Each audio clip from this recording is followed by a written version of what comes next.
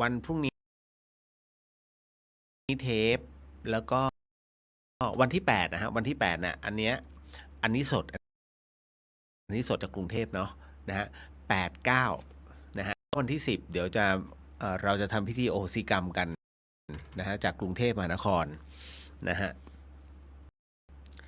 แล้วจากนั้นวันที่11ก็เดินทาง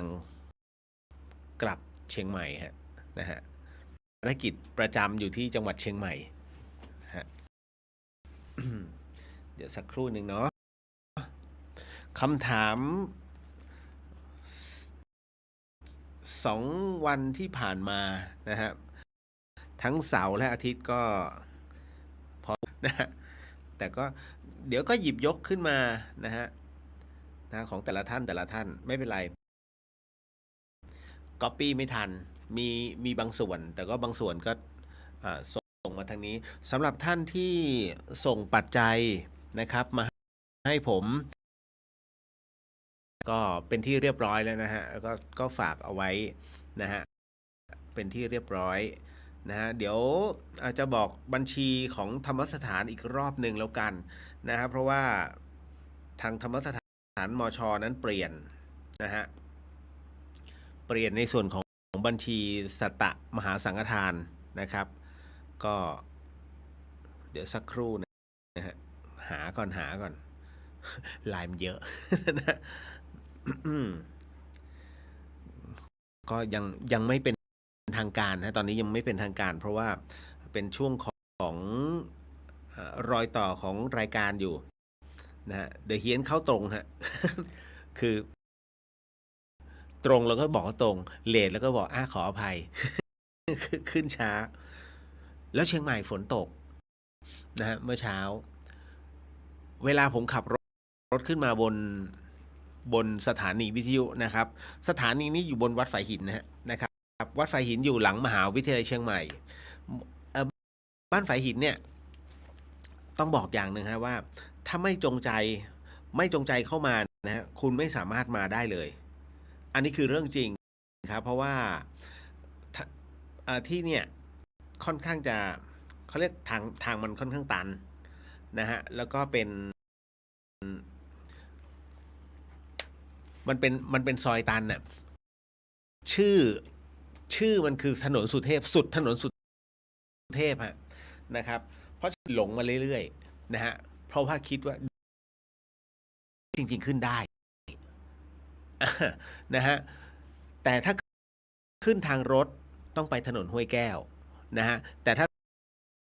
ขึ้นถ้าขึ้นเส้นโบราณขึ้นทางนี้ฮะถูกต้องฮะนะฮะเพราะฉะนั้นวัดฝายหินจึงเป็นอีกหนึ่งเส้นทางผ่านของศรัทธา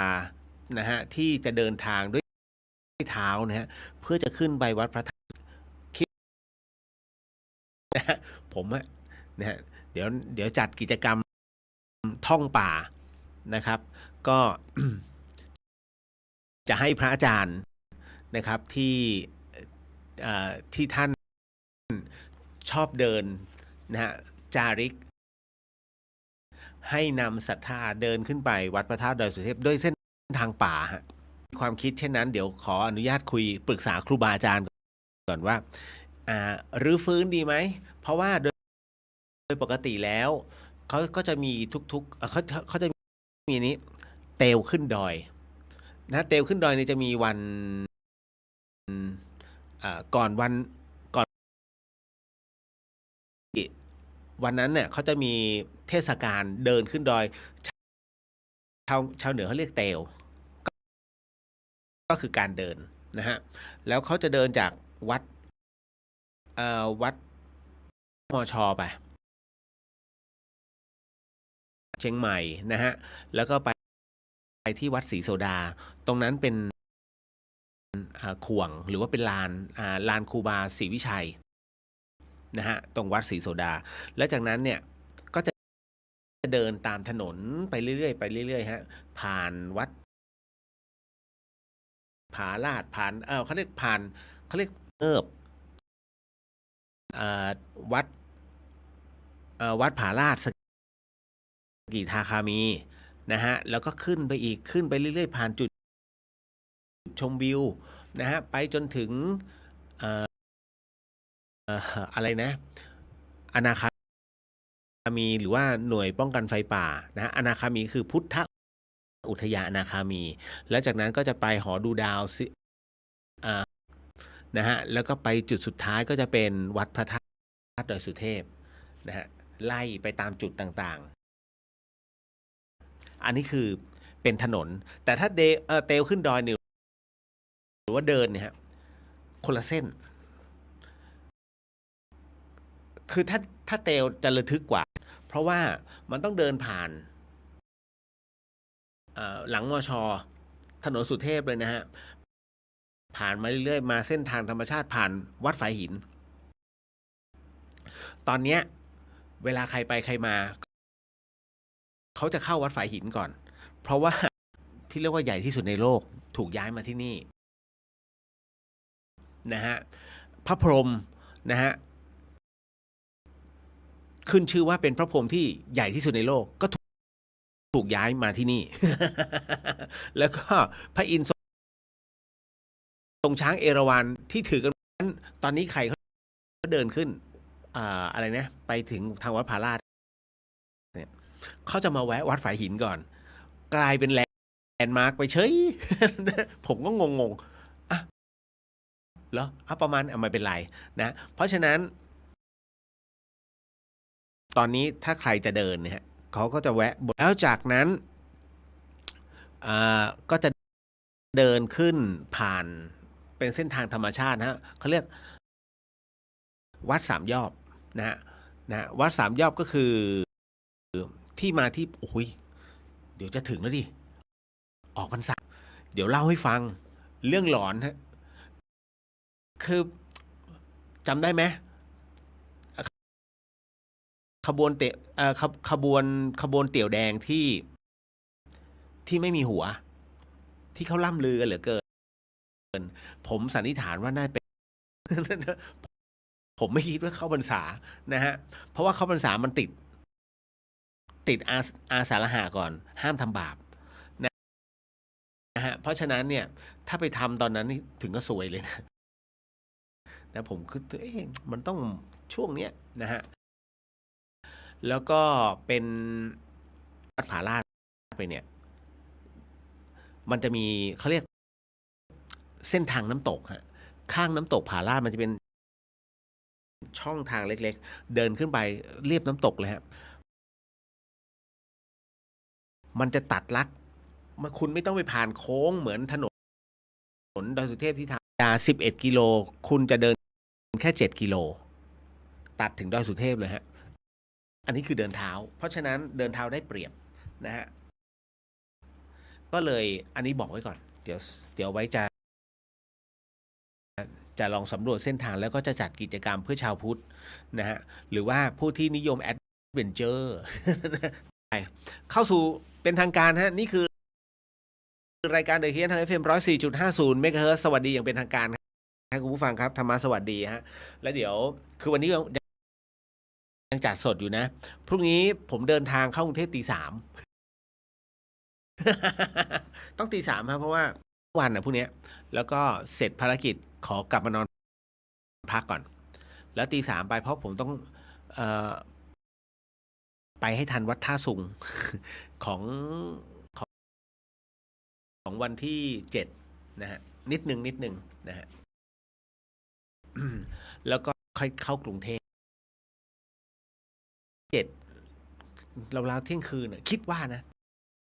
น่าจะเที่ยงคืนผมขับรถช้านะฮะแล้วจากนั้นก็จะวันที่8เนี่ยจะจัดสดที่กรุงเทพเลยจะมีเป็นวันที่10มันเป็นวันพระถูกไหมฮะวันที่10ขึ้น15ค่ำก็เลยเมื่อกี้ขออนุญาตพระเดชพระคุณพระอาจารย์พระครูสมุวิศวัตรวรกิจโจซึ่งท่านเป็นพระอาจารย์ผมนะฮะก็ขออนุญาตท่านว่าแต่วันนั้นผมถือศีล8ฮะนะต้องบอกไว้ก่อนว่าวันเสาร์นะครับก็เลย วันเสาร์ท่านใดที่อยากจะร่วมถือศีล8ตามไม่มีปัญหานะครับเราก็จะว่าด้วยศีล5กับศีล8สำหรับควรถือศีล8ทุกขึ้น15ค่ำจะดีไหม เนอะเอาตามนั้นเนาะ เอาหน้าอย่างน้อยก็เราไม่ชวนไปทำอะไรให้มันเสียหาย นะปะกินเหล้าอะไรเงี้ยไม่มีฮะ ไม่มีฮะ เพราะฉะนั้นเรามาศีล8ดีกว่านี่แหละ1 วันแหมนะครับ เป็นอะไรไป เอาละเดี๋ยววันนี้จะนำสมถะศีล5นะครับ แล้วก็จากนั้นเราก็จะมาเข้าสมาธิกันเหมือนกับพอพูดถึงเรื่องราวของสมาธิ หรือว่าพ่อแม่ครูอาจารย์ข้างนอกหมาหอน ก็เดี๋ยวนี้นะฮะเราก็จะมาสมทานศีลเสร็จปุ๊บก็มานั่งสมาธิกันสัก3 นาทีเนาะแล้วก็มาตอบคำถาม เพราะมีผู้ถามมาฮะว่าสงสัยจังคุณหมอคุณพยาบาลเขาเชื่อเรื่องผีไหมหรืออีกคือจริงมันมีหลายคำถาม อย่างที่ผมบอกว่าเดี๋ยวต้องเซิร์ชดู เพราะว่าที่ผ่านๆมานะฮะก็อารมณ์ว่ามีหลายคนถามเข้ามาแล้วก็ผมก๊อปไม่ทันจริงมานิดนึงต้องขอโหสิด้วย แล้วก็เดี๋ยวผมจะบอกบัญชีของธรรมสถานเอาไว้สตามหาสังฆทานของธรรมสถานเชียงใหม่เนี่ยนะฮะอ่าคือท่านเปลี่ยนหมายเลขบัญชี แล้วคราวนี้หลายๆท่านเนี่ยโอนไปบัญชีเก่าเนี่ยมันไม่ได้ถูกไหมฮะก็เลยถามผมมาหลายท่านเหลือเกินก็เดี๋ยวให้จดเอาไว้นะมีผู้ถามมาฮะว่าในส่วนของความสำคัญของน้ำมะพร้าวเนี่ยทำไมเขาต้องใช้ในเรื่องของการล้างหน้าศพแต่จริงๆแล้วดีเทลของมันเนี่ยนะฮะดีเทลในคำถามมันมีมากกว่านั้นแต่ผมย่อไปนะฮะเมื่อกี้การทำหนังสือของครูบาหลวงนั้นนะฮะยิ่งทำผมยิ่งเจอเรื่องราวแปลกๆนะครับก็ยังไม่คิดเกินเอาไว้เฉยๆเกินประมาณว่าหลอกให้เสียวแล้วเลี้ยวกลับนิดหนึ่งแต่แต่ในขณะเดียวกันนะฮะก็บอกไว้เลยว่าพระอภัยสารทะสังฆปาโมกข์รูปที่1วัดฝายหินเล่มนี้สำหรับผมนะฮะสำหรับผมผู้ทำไม่ธรรมดาฮะมันมีเรื่องราวพอดีเป๊ะเป๊ะเป๊ะมาเกิดกับเราตรงนี้เลยนะฮะก็อย่างเมื่อวานเนี้ยบทบรรยายข้างหน้าเดี๋ยวเสียทรส นะฮะแล้วก็ได้เราศรัทธาหลายๆท่านก็เอาเรื่องราวเรื่องเล่าของครูบาเจ้าท่านเนี่ยมาเล่าให้ฟังในเรื่องของท่านได้ฉายาเอาประมาณว่าเหมือนกับท่านรู้ในเรื่องของคำนกคำหนูคำหนูเนี่ยหมายถึงว่าฟังภาษาเป็นพระผู้ที่ได้ฟังภาษาสัตว์รู้เรื่องบางคนสงสัยเฮ้ยมีจริงเหรอการฟังภาษาสัตว์รู้เรื่อง1ในอภิญญาก็คือผมอะไม่ค่อยได้ไปเจอเรื่องราวแบบนี้แต่ว่าใช้ว่าเล่าสู่กันฟังเพราะว่า1ในพ่อแม่ครูบาอาจารย์ผมอะนะฮะเรียกว่าสิทธิพี่สิทธิน้องเลยกันเล่าให้ฟังบอกว่าเนี่ยท่านฟังภาษารู้เรื่องนะฮะฟังภาษาแบบภาษาบราซิลอย่างเงี้ยฮะ เป็นภาษาพูดเนี่ยภาษาบราซิลท่านหรือประมาณว่าที่หน้าสถานปฏิบัติธรรมแล้วท่านก็รู้ด้วยว่าเฮ้ยผมว่าคือตอนนั้นน่ะเราไม่ค่อยเชื่อเรื่องราวประเภทนี้ แต่พอเขาเล่าให้ฟังเนี่ยอ๋อเหรอฟังว่าสนุกสนานนะฮะแต่พอท่านเสียไปปุ๊บก็จะมีหลายๆคนมาเล่าอ๋อเนี่ยท่านรับรู้นะเรื่องราวเหล่านี้เป็นแบบนั้นและประจวบเหมาะที่เราเคยได้ยินอยู่แล้วเราเห็นไอ้ตัวกระรอกกลุ่มเนี้ยที่มันมาจับกลุ่มกันกลุ่มนี้ผมใช้คำว่า3 ตัวแล้วกันนะอยู่ๆมา3 ตัวเนี่ยมาอยู่ด้านหน้านะแล้วก็เห็นแต่เราไม่รู้เขามาเล่าให้ฟังอีกรอบนึงเนาะเพราะฉะนั้นผมจึงต้องบอกว่าผมจะใช้หลักกลามาสูตรฟังหูไว้หู แล้วก็ใช้พิจารณาว่ามันเป็นเรื่องจริงหรือเปล่า แต่คราวนี้คำว่าคำนกคำหนูของครูบาหลวงท่านเนี่ยนะฮะเมื่อสืบค้นดูแล้วเป็นเรื่องจริงตรงที่ว่าท่านรับรู้ได้แล้วนะฮะอย่างเงี้ยอย่างเงี้ยนะฮะผมไม่ได้ทำแบบนี้ผมทำเป็นหนังสือโกนแบบเฮ้ยอุ้ยมีดินด้วย อะไรอย่างนี้เป็นต้นนะก็เปลืองเล่นๆนะฮะเปลืองเล่นๆนะฮะทำแล้วก็ต้องทำมันดีๆทำให้มันรู้จักเก็บผมเชื่อมั่นว่าหลายคนไม่เคยเก็บหนังสือเอาจริงถ้าหนังสือเล่มนั้นมันไม่พิเศษเขาไม่เก็บหรอกวางเอาจริงๆหนังสือสวดมนต์นะผมเห็นเป็นแถวแล้วกองข้างๆกองขยะมีเยอะเห็นป่ะเก็บตรงไหนอุ้ยขอนะฉันขอนะประวัติครูบาอาจารย์ยังมีเลยนะฮะอยู่ในแบบตู้ไม่ได้ปัดฝุ่นเพราะฉะนั้นต่อแทรกเนี่ยรับรู้อย่างหนึ่งว่าไอ้ขนมเนี่ยที่ผมเอาไปแจกเด็กๆที่โรงเรียนเนี่ยผู้ใหญ่ที่มารอเนี่ยเขาก็อยากกินไม่ใช่เด็กๆตอนแรกๆผมจะบริจาคให้เฉพาะเด็กนักเรียนแล้วพอเสร็จปุ๊บเนี่ยเชื่อไหมแม่อุ้ยแม่อุ้ยเลยจริงๆ70-80นั่งรอหลานประมาณว่าคือเด็กเด็กดอยเวลาเขารับของเสร็จปุ๊บเขาก็พอหอบเสร็จปุ๊บเขาจะเอาไปให้ผู้ปกครองถือไว้แล้วกลับมาวนอีกรอบหนึ่งนะฮะผมก็จะเห็นแม่อุ้ยนั่งน้ำลายผสมก็เหมือนกันนะแล้วพอมันนึกถึงคือกฎของการบินถ้าใครนั่งเครื่องบินท่านจะทราบนะกฎการมีออกซิเจนไม่พอเนี่ยไอสายมันจะลงมาก่อนฟึบสายเนี้ยเขาไม่ได้ให้เด็กครอบจมูกก่อนเขาให้ผู้ใหญ่ครอบก่อนแล้วค่อยเป็นเด็กแต่ไอผมเนี่ยเวลาแจกของผมดันทะลึ่งเอาเด็กก่อนค่อนข้างจะสมบูรณ์อ่ะก็เดี๋ยววันนี้เช่นเดิมจะมาวันนี้แต่เช้าเลยนะฮะ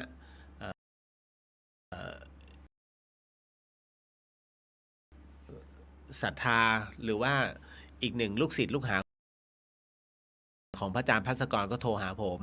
นะครับว่าในเรื่องของอพอดีมันเป็นงี้เรื่องราวก็คือว่า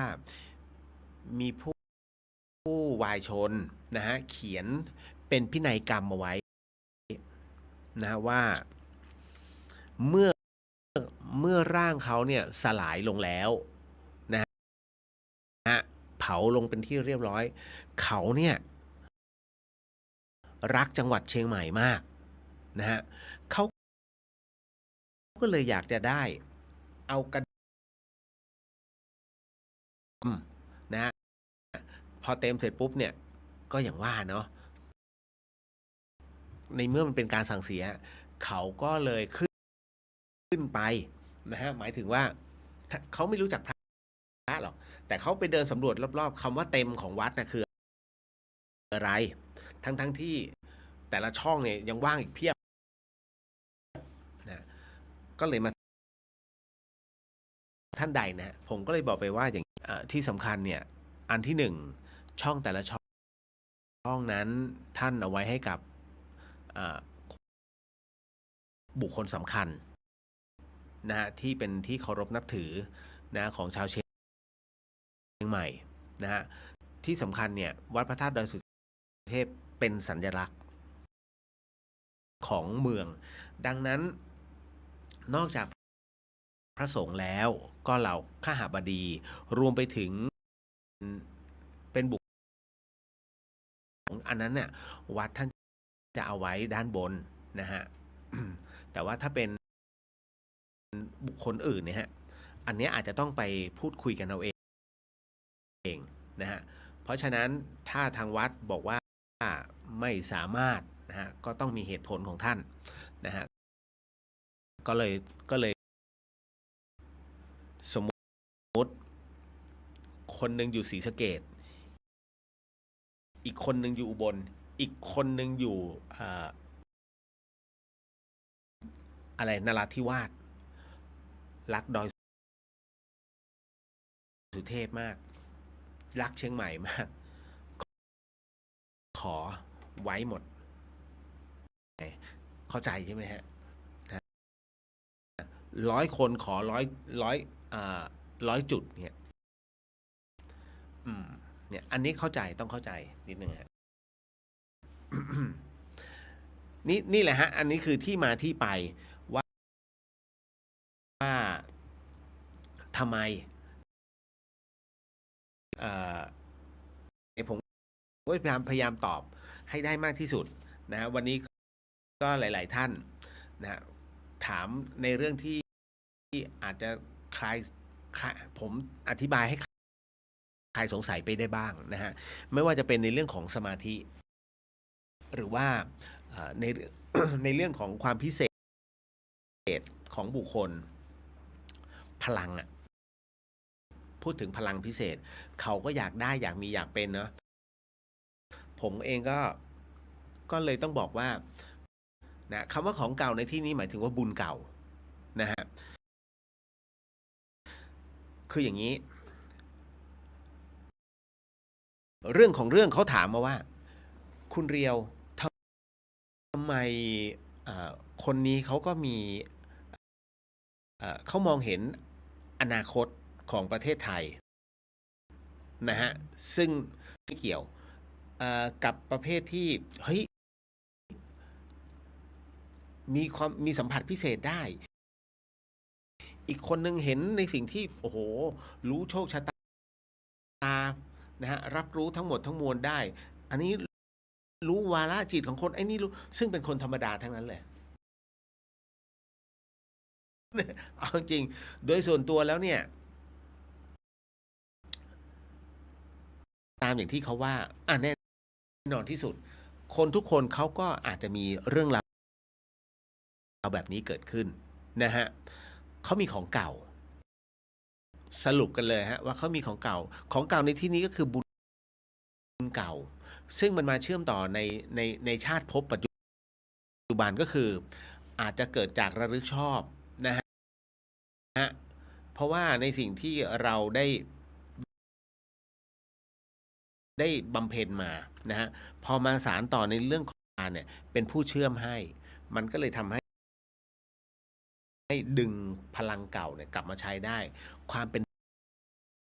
ทิพย์จึงเกิดขึ้นในแต่ละบุคคลเพราะฉะนั้นจึงได้บอกว่าถามว่ามันวิเศษจริงหรือเปล่าคนที่มีแล้วจะรู้ถ้าคุณยึดติดมันก็คือติดไปตรงนั้นนะฮะไม่ต้องข้ามผ่านแต่ถ้าคนที่มองแล้วก็มันก็แค่นั้นเดี๋ยวมันจะข้ามผ่านมันมีอีกสเต็ปของมันนี่แหละหมายถึงบุญนะจ๊ะเอาละเดี๋ยวขออนุญาตตอบ ตอบคำถามแล้วก็ทักทายก่อน ไม่ใช่ทักทายก่อนแล้วเดี๋ยวค่อยตอบคำถามแล้วก็จากนั้นมาว่าด้วยศีลนะฮะแล้วก็นั่งสมาธิเนาะ นะฮะเรียวคุณแม่ฝากสวัสดีด้วยนะคะ ฝากสวัสดีคุณแม่ด้วยนะครับกุ๊บกิ๊บดูแลตัวเองด้วยนะคะ อากาศเปลี่ยนมีคำถามจ้า จริงๆผมก็อยากจะบอกเหมือนกันว่าเอ่อเมื่อเช้าฝนตกในรถแอร์เย็น ลงมาเข้าไปที่ร้านอาหารมังสวิรัติมังสวิรัติร้อนตับแลบ พอถึงธรรมสถานฝนหยุด แดดออกนิดนึง ปรับไม่ทันฮะเอามีคำถามจ้าถามเก่งคำถามคือ หนูเจอคอมเมนต์ในติ๊กตอนฟ้าบดบัง เพราะจะทำให้ชีวิตมัวหมองจริงเหรอคะ ขอบพระคุณค่ะ ไม่ต้องอยู่ในร่มไปไม่ต้องอยู่ในร่มนะชีวิต ไปนั่งกลางแดดบอกมันทำงานกลางแดด ชีวิตจะได้ โอ้โห แสงสว่างเจิดจ้า บ้าบอ นะเพอร์เจอร์ อันนี้เขาเรียกเพอร์เจอร์ฮะคือประเภททำคอนเทนต์เล่น แต่หารู้ไหมว่าเขาเรียกว่าถ้ารู้คือทำให้คนรับรู้ในเรื่องที่ผิดเนี่ยฮะนะฮะรู้ผิดแล้วผิดอีกผิดซ้ำซากอย่างผมอะครูบาอาจารย์จะบอกว่าเลี้ยวเวลาตอบคำถามเอาให้ชัวร์นะเวลาตอบเนี่ยตอบให้ชัวร์ตอบให้แล้วตอบให้ชัดเจน อย่าตอบให้เขาเข้าใจคาดใจผิด ในสิ่งที่เราไปเข้าใจแบบนั้น เองระวังจะลงโลกัน ผมอึ้งเลยฮะเพราะฉะนั้นคำถามทุกคำถามหรือว่าอะไรก็ตามก่อนที่ผมจะตอบเนี่ย ผมจะไต่ตรองก่อนนะฮะแล้วก็เป็นประสบการณ์ตรง ซึ่งผมก็จะอันนี้แน่นอนคือผมจะเป็นคนที่ชอบอ่านพระวินัย ไม่ค่อยชอบอ่านอภิธรรมนะฮะไม่ค่อยอ่านพระสุตตันเพราะฉะนั้นอย่ามาถาม ผมเอาพระวินัยเพราะพอผมจะรู้ว่าเพราะฉะนั้นผมตัวท่านเป็นตัวท่านถูกไหมฮะผมจึงไปติดตรงนี้โอ้นานมากเป็นปีมากนะครับกว่าที่จะวางมันลง มันก็เลยเลิกที่จะติดก็เห็นท่านทำผิดก็เพราะฉะนั้นเนี่ยกรณีแบบนี้ที่ท่านเตือนว่าถ้าทำให้คนหลงเชื่อแล้วเชื่อแบบผิดระวังลงโลกันตนรกโลกันตนรกอย่างที่อธิบายให้ฟังครับเป็นนรกสุดขอบจักรวาลเพราะว่าแน่นอนที่สุดจักรวาลบนโลกใบนี้เป็นเมตาเวิร์สมันจะมีหลายตัวเนี้ยจักรวาลแต่ละจักรวาลโลกแต่ละโลกเนี่ยนะฮะเมื่อมันมาเข้ามาหากันเมื่อไหร่ปุ๊บนะจุดที่หากันเนี่ยมาซ้อนกันลูกปิงปอง3อันนะฮะเอามาต่อกันมันจะเหลือช่องว่างถูกไหมฮะโลกันตนรกยิ่งลงโลกันเร็วเท่านั้นฮะข้ามอเวจีไปเลยนะฮะคุณหมดสิทธิ์อเวจีคืออเวจีเนี่ยยังแค่ทำผิดเหมือนกับแค่โดยประมาณโดยปกตินะครับก็คือ5อย่างถูกไหมฮะฆ่าพ่อฆ่าแม่ฆ่าพระอรหันต์ทำพระพุทธเจ้าเป็นห่อเลือดแล้วก็ทำสงฆ์แตกแยกถูกไหมฮะอันนี้คืออนันตริยกรรมอันนี้คือลงอเวจีแต่ถ้ายังฆ่าแม่อย่างซ้อมก่อนซ้อมพ่อซ้อมแม่นะฮะทำพ่อแม่ตายโลกันทันทีฮะเพราะมันทำซ้ำแล้วซ้ำอีกไงซ้ำแล้วซ้ำเล่าซ้ำแล้วซ้ำเล่า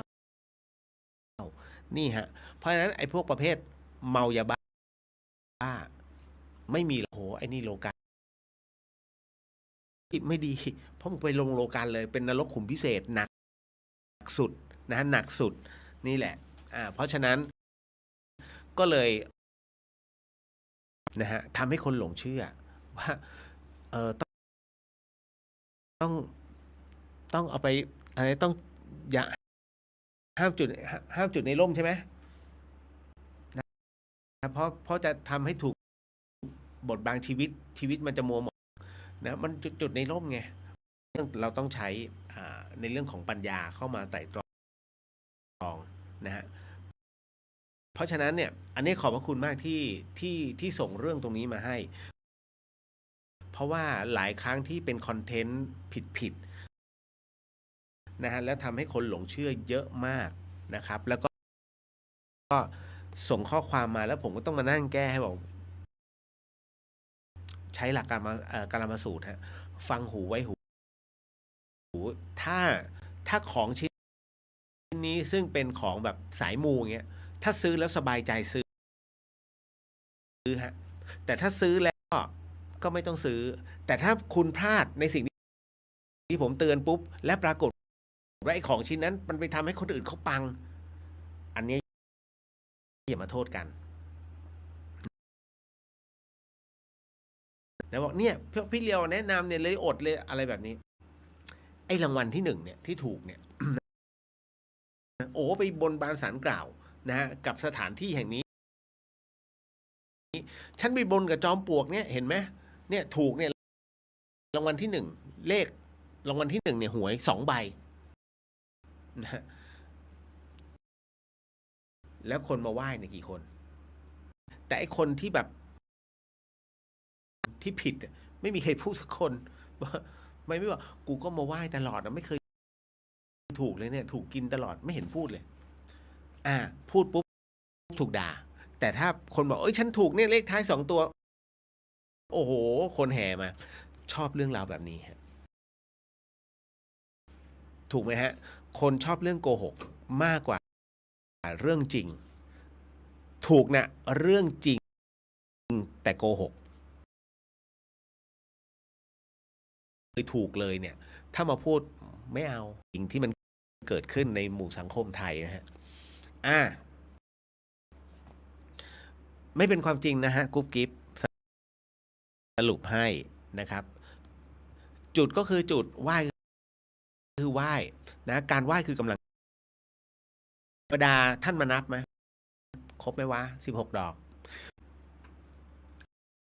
เดี๋ยวอธิบายให้ฟังแป๊บหนึ่งนะฮะพี่สุสวัสดีค่ะน้องเรียวและทุกท่านสวัสดีครับพี่นะฮะเมืองตรังประสบปัญหาใช่ไหมเหมือนจะว่าน้ำท่วมถ้าจำไม่ผิดนะคุณณทินีพี่ณทินีสวัสดีค่ะคุณเรียวสวัสดีครับพี่นะฮะน้องลิลลี่สวัสดีครับพี่สวัสดีครับนะฮะเมื่อวานก็ไปนะฮะกับพ่อแม่ครูอาจารย์นะครับก็ นะฮะก็เป็นประจำนะฮะพี่วรันทรสวัสดีครับคุณเดียวสวัสดีครับพี่เจอนุวัฒน์อิ่มบุญอุ่นกายน้องที่ไหนครับปีนี้เดี๋ยวพี่เรียวลงไลน์ให้นะฮะเจโหดสมใจแน่ปีนี้ บ้านเสาหินนะฮะก็ผมก็ลืมลงไปในไลน์ฮะเดี๋ยวอยู่ข้างนอก แล้วก็สวัสดีค่ะคุณเรียโมทนาสาธุสุดๆหัวใจนะฮะกับพระสังฆทานทิพย์เมื่อวันอาทิตย์ด้วยค่ะสาธุครับนะฮะก็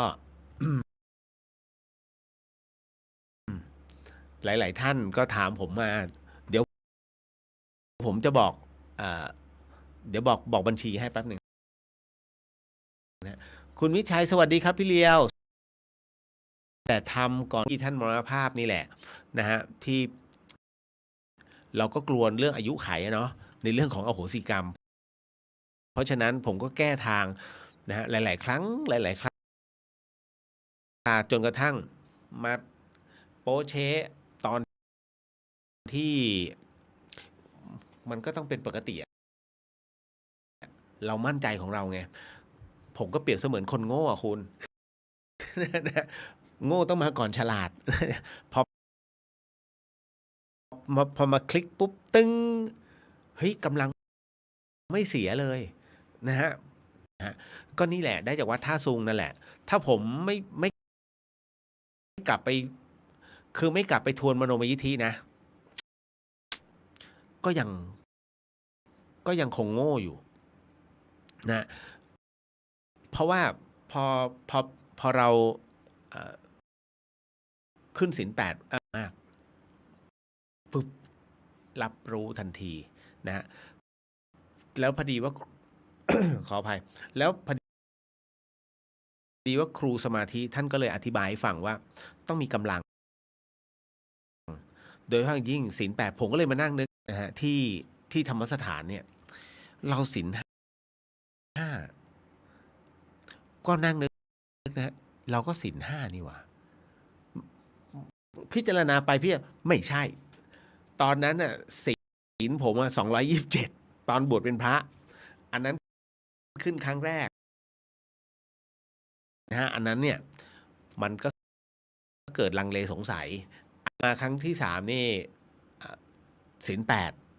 8คราวนี้ขึ้นได้ตลอดนะฮะแล้วก็ตอนที่พระอาจารย์ท่านพระอาจารย์พยุงตอนนั้นมาสอนนะฮะก็เลยเนี่ยฮะมันมีที่มาที่ไป แล้วผมลืมไปนานมาก จนกระทั่งล่าสุดแล้วพอไปวัดท่าซุงเนี่ยมันใช่ต้องลอง เพราะฉะนั้นก็เลยตั้งปณิธานว่าทุกๆ15ค่ำที่จะต้องทำพิธีอโหสิกรรมเนี่ยจะศีล8นะครับผมเอาละแหมมีคุยก่อนด้วย เอาไม่ว่าการถือว่าเป็นรุ่นพี่ครับโมทนาสาธุส่งของขวัญวันเกิดมาให้ นะพี่เจี๊ยบสวัสดีจ้าน้องเดลสวัสดีครับพี่นะฮะเดี๋ยวผมลงกรุงเทพแล้วครับพี่ นะฮะอ๋อโอ้ครับท่านโอ้หลวงพี่แตงโมสาธุครับ วันที่12ตุลานี้ครบรอบปีของยุพุทธถ้าพระอาจารย์ภัสกรอยู่ จะได้รับเดี๋ยวนะฮะมันดีดมันการคัดเลือกได้เข้ารับโล่แน่นอนพระอาจารย์แตงโมจะไปรับขอส่งความคิดถึงมาพรรณนาดังนี้แลสาธุหลวงพี่นะฮะโอ้ยก็คิดถึงหลวงพี่แตงโมท่านเหมือนกัน เพราะว่าอยากจะไปเจอสำนักท่าน เพราะท่าน ปากช่องใกล้ๆกับบ้านชากระเชนเลยนะฮะนะฮะแต่ก็ไปต้องไป เพราะว่า ผมว่าจะจริงๆแจ้งไปแล้ว เรื่องของเครื่องกรองน้ำพอดีจะถวายหลวงพี่ท่านด้วยนะครับ นะครับ ถ้าพูดถึงพอหลวงพี่แตงโมพูดถึงวันที่12ตุลาใช่ไหมของยุพุทธวันนี้คือวันที่5นะฮะวันที่5กันยาของทุกปีหลวงพี่ภัสกรเนี่ย5 6 7 8 5 วัน4คืนหลวงพี่กับอาจารย์กระเชนจะต้องถูกนิมนต์ไปที่เนินชะเล หัวหินเขาตะเกียบ เอ๊ะใช่ไหมใช่ตรงเขาตะเกียบนั่นแหละนะฮะก็ที่บอกอะว่าที่ไปอะแล้วผมเลิกเลย เลิกที่จะมาตอนนู้นเหลิงเนี่ยนะที่นี่แหละ ที่นี่แหละ ที่แห่งประวัติศาสตร์นะฮะเลิกเลยฮะปฏิญาณไม่อีกเลยนะน้องสาวินีสวัสดีค่ะขอบคุณสำหรับคำตอบมือชาค่ะนะฮะเอาละนะ คุณครับนะฮะคุณเมทัศน์สวัสดีครับพี่เดียวสวัสดีครับนะฮะอันนี้คุณจันทร์สวัสดีค่ะสวัสดีครับผมอ่าเอิร์ธบอกว่าอะนะสวัสดีครับพี่เรียวขอให้เราฟังเราควรต้องไปทำบุญหรือทำเป็นกังวลมากนะฮะว่าฝันว่าเราตายหรือว่าเราฝันว่าคนเป็นเนี่ยตาย ซึ่งเราอาจจะรู้จักนะอันนี้นะเขาเรียกเทพสังหรณ์เหมือนกับมีเหตุว่าจะมาบอกว่าเขาตาย แต่จริงๆแล้วเขาไม่ตายนะฮะความเป็นจริงจะไม่ตายแล้วก็จะไม่ตายจริงๆนี่คือการต่ออายุบุญเลยนะฮะมันจะมีฝันอยู่ไม่กี่อย่างฮะที่ฝันแล้วถ้าบอกปุ๊บตัวฝันจริงๆแล้วเดี๋ยวมันจะเกิดขึ้นจริงไม่แนะนำนะผมก็เลยจะไม่เล่าเนี่ยจะไม่พูดถึงแล้วกันว่าฝันอะไรแล้วคนต้องตาย โดยเฉพาะยิ่งคนใกล้ตัวนะฮะคงไม่พูดถึงนะแต่ว่าอย่างเงี้ยถ้าฝันว่าเฮ้ยเราตาย หรือว่าเฮ้ยเราฝันว่าแม่ที่กำลังป่วยอยู่ๆเสียอย่างเงี้ยฮะไม่ตาย98%ไม่ตาย เอาแล้วอีก 2%เผื่อบทบุญไว้แต่แต่คือฝันว่าได้แต่งงาน หรือแต่งงานทั้งที่เจ้าตัวยังไม่ได้แต่งงาน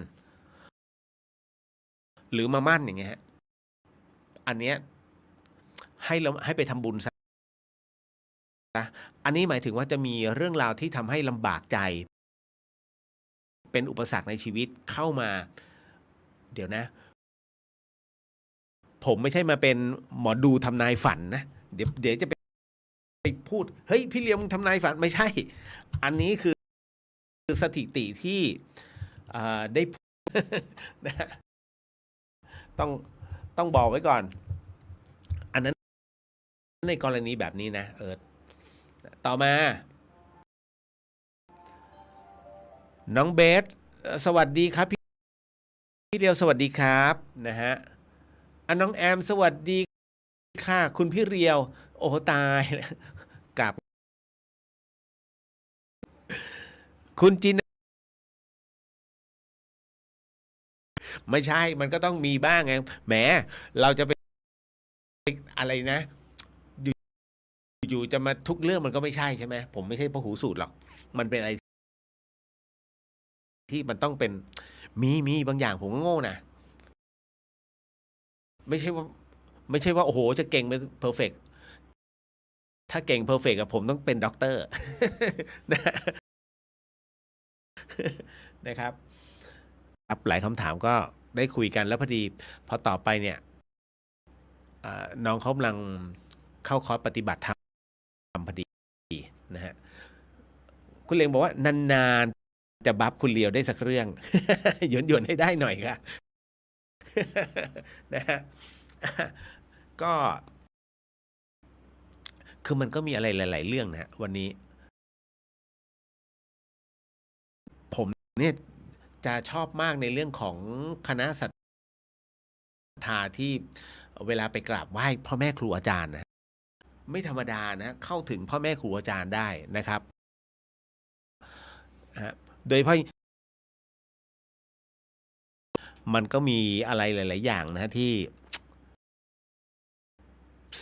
คือหลวงปู่ท่านเป็นพระสไตล์ดุนะฮะหลวงปู่ตื้อเป็นแล้วที่สำคัญหลวงปู่ตื้อท่านเนี่ยนะฮะมีมุกของท่านด้วยในคำที่ดูตรงไปตรงมาแล้วผงผางท่านมีมุกประจำตัวด้วยเออเป็นอะไรแบบไหนเดี๋ยวก็ว่ากันนะฮะตอนนี้ผมจะนำสมาทานศีลก่อนนะครับแล้วก็จากนั้นเราก็มานั่งสมาธิกันก่อน นะครับ เดี๋ยวไปโม้กันต่อ ตอนนี้แมงโม้บินว่อนเลย ฟูพร้อมพร้อมพร้อม เดี๋ยวขออนุญาต สาธุสาธุสาธุเดี๋ยวขอตั้งนะโมนะฮะ นะโมตัสสะภะคะวะโตอะระหะโตสัมมาสัมพุทธัสสะนะโมตัสสะภะคะวะโตอะระหะโตอะระหะโต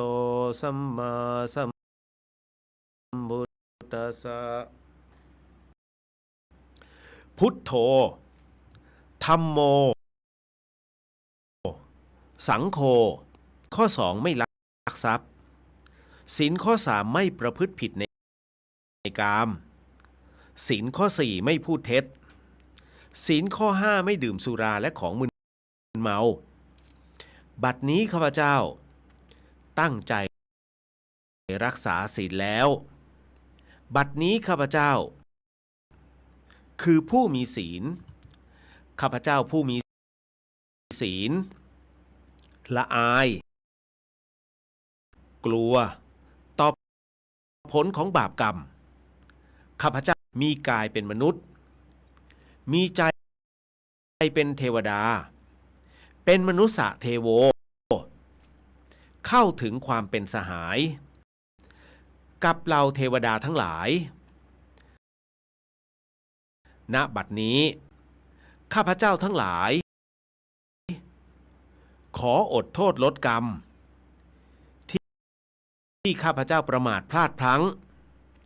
ในช่วงวันนี้หลงเหล่ากัลยาณมิตรนี้ให้ข้าพเจ้าได้มีความสุขและประสบผลสำเร็จตลอดไปเถิดสาธุสาธุสาธุอนุโมทามินะฮะก็เป็นอีกหนึ่งเรื่องราวนะฮะในวันนี้ก็เข้าสู่ในช่วงของการทำสมาธิแล้วก็เราก็มานั่งกรรมฐานกันนะครับเอาละครับคุณผู้ฟังครับเดี๋ยวก็ต้องบอกก่อนนะว่าท่านใดถนัดแบบไหนให้ทำแบบนั้นใครถนัดพุทโธทำพุทโธใครถนัดกรรมฐานน้ำเย็นก็นะฮะ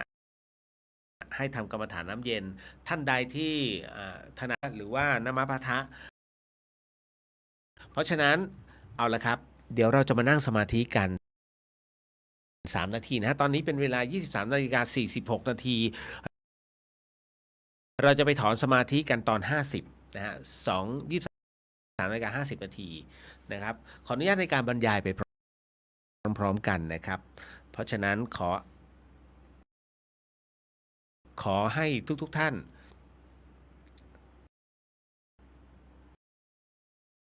หลับตาลงนะฮะบรรยากาศรอบข้างเป็นเช่นไรไม่ต้องสนใจสบายๆนะฮะหรือว่าจะยืนนิ่งๆนะฮะยืนเป็นสมาธิก็ได้สบายๆนะฮะแล้วก็จากนั้นเริ่มนะฮะกำหนดลมหายใจบางท่านก็กำหนดความเย็นที่ท้องน้อยเลยนั้นความว่างแม้จับต้องไม่ได้แม้มันไม่มีตัวตนแต่เรารับรู้ได้การทำกรรมฐาน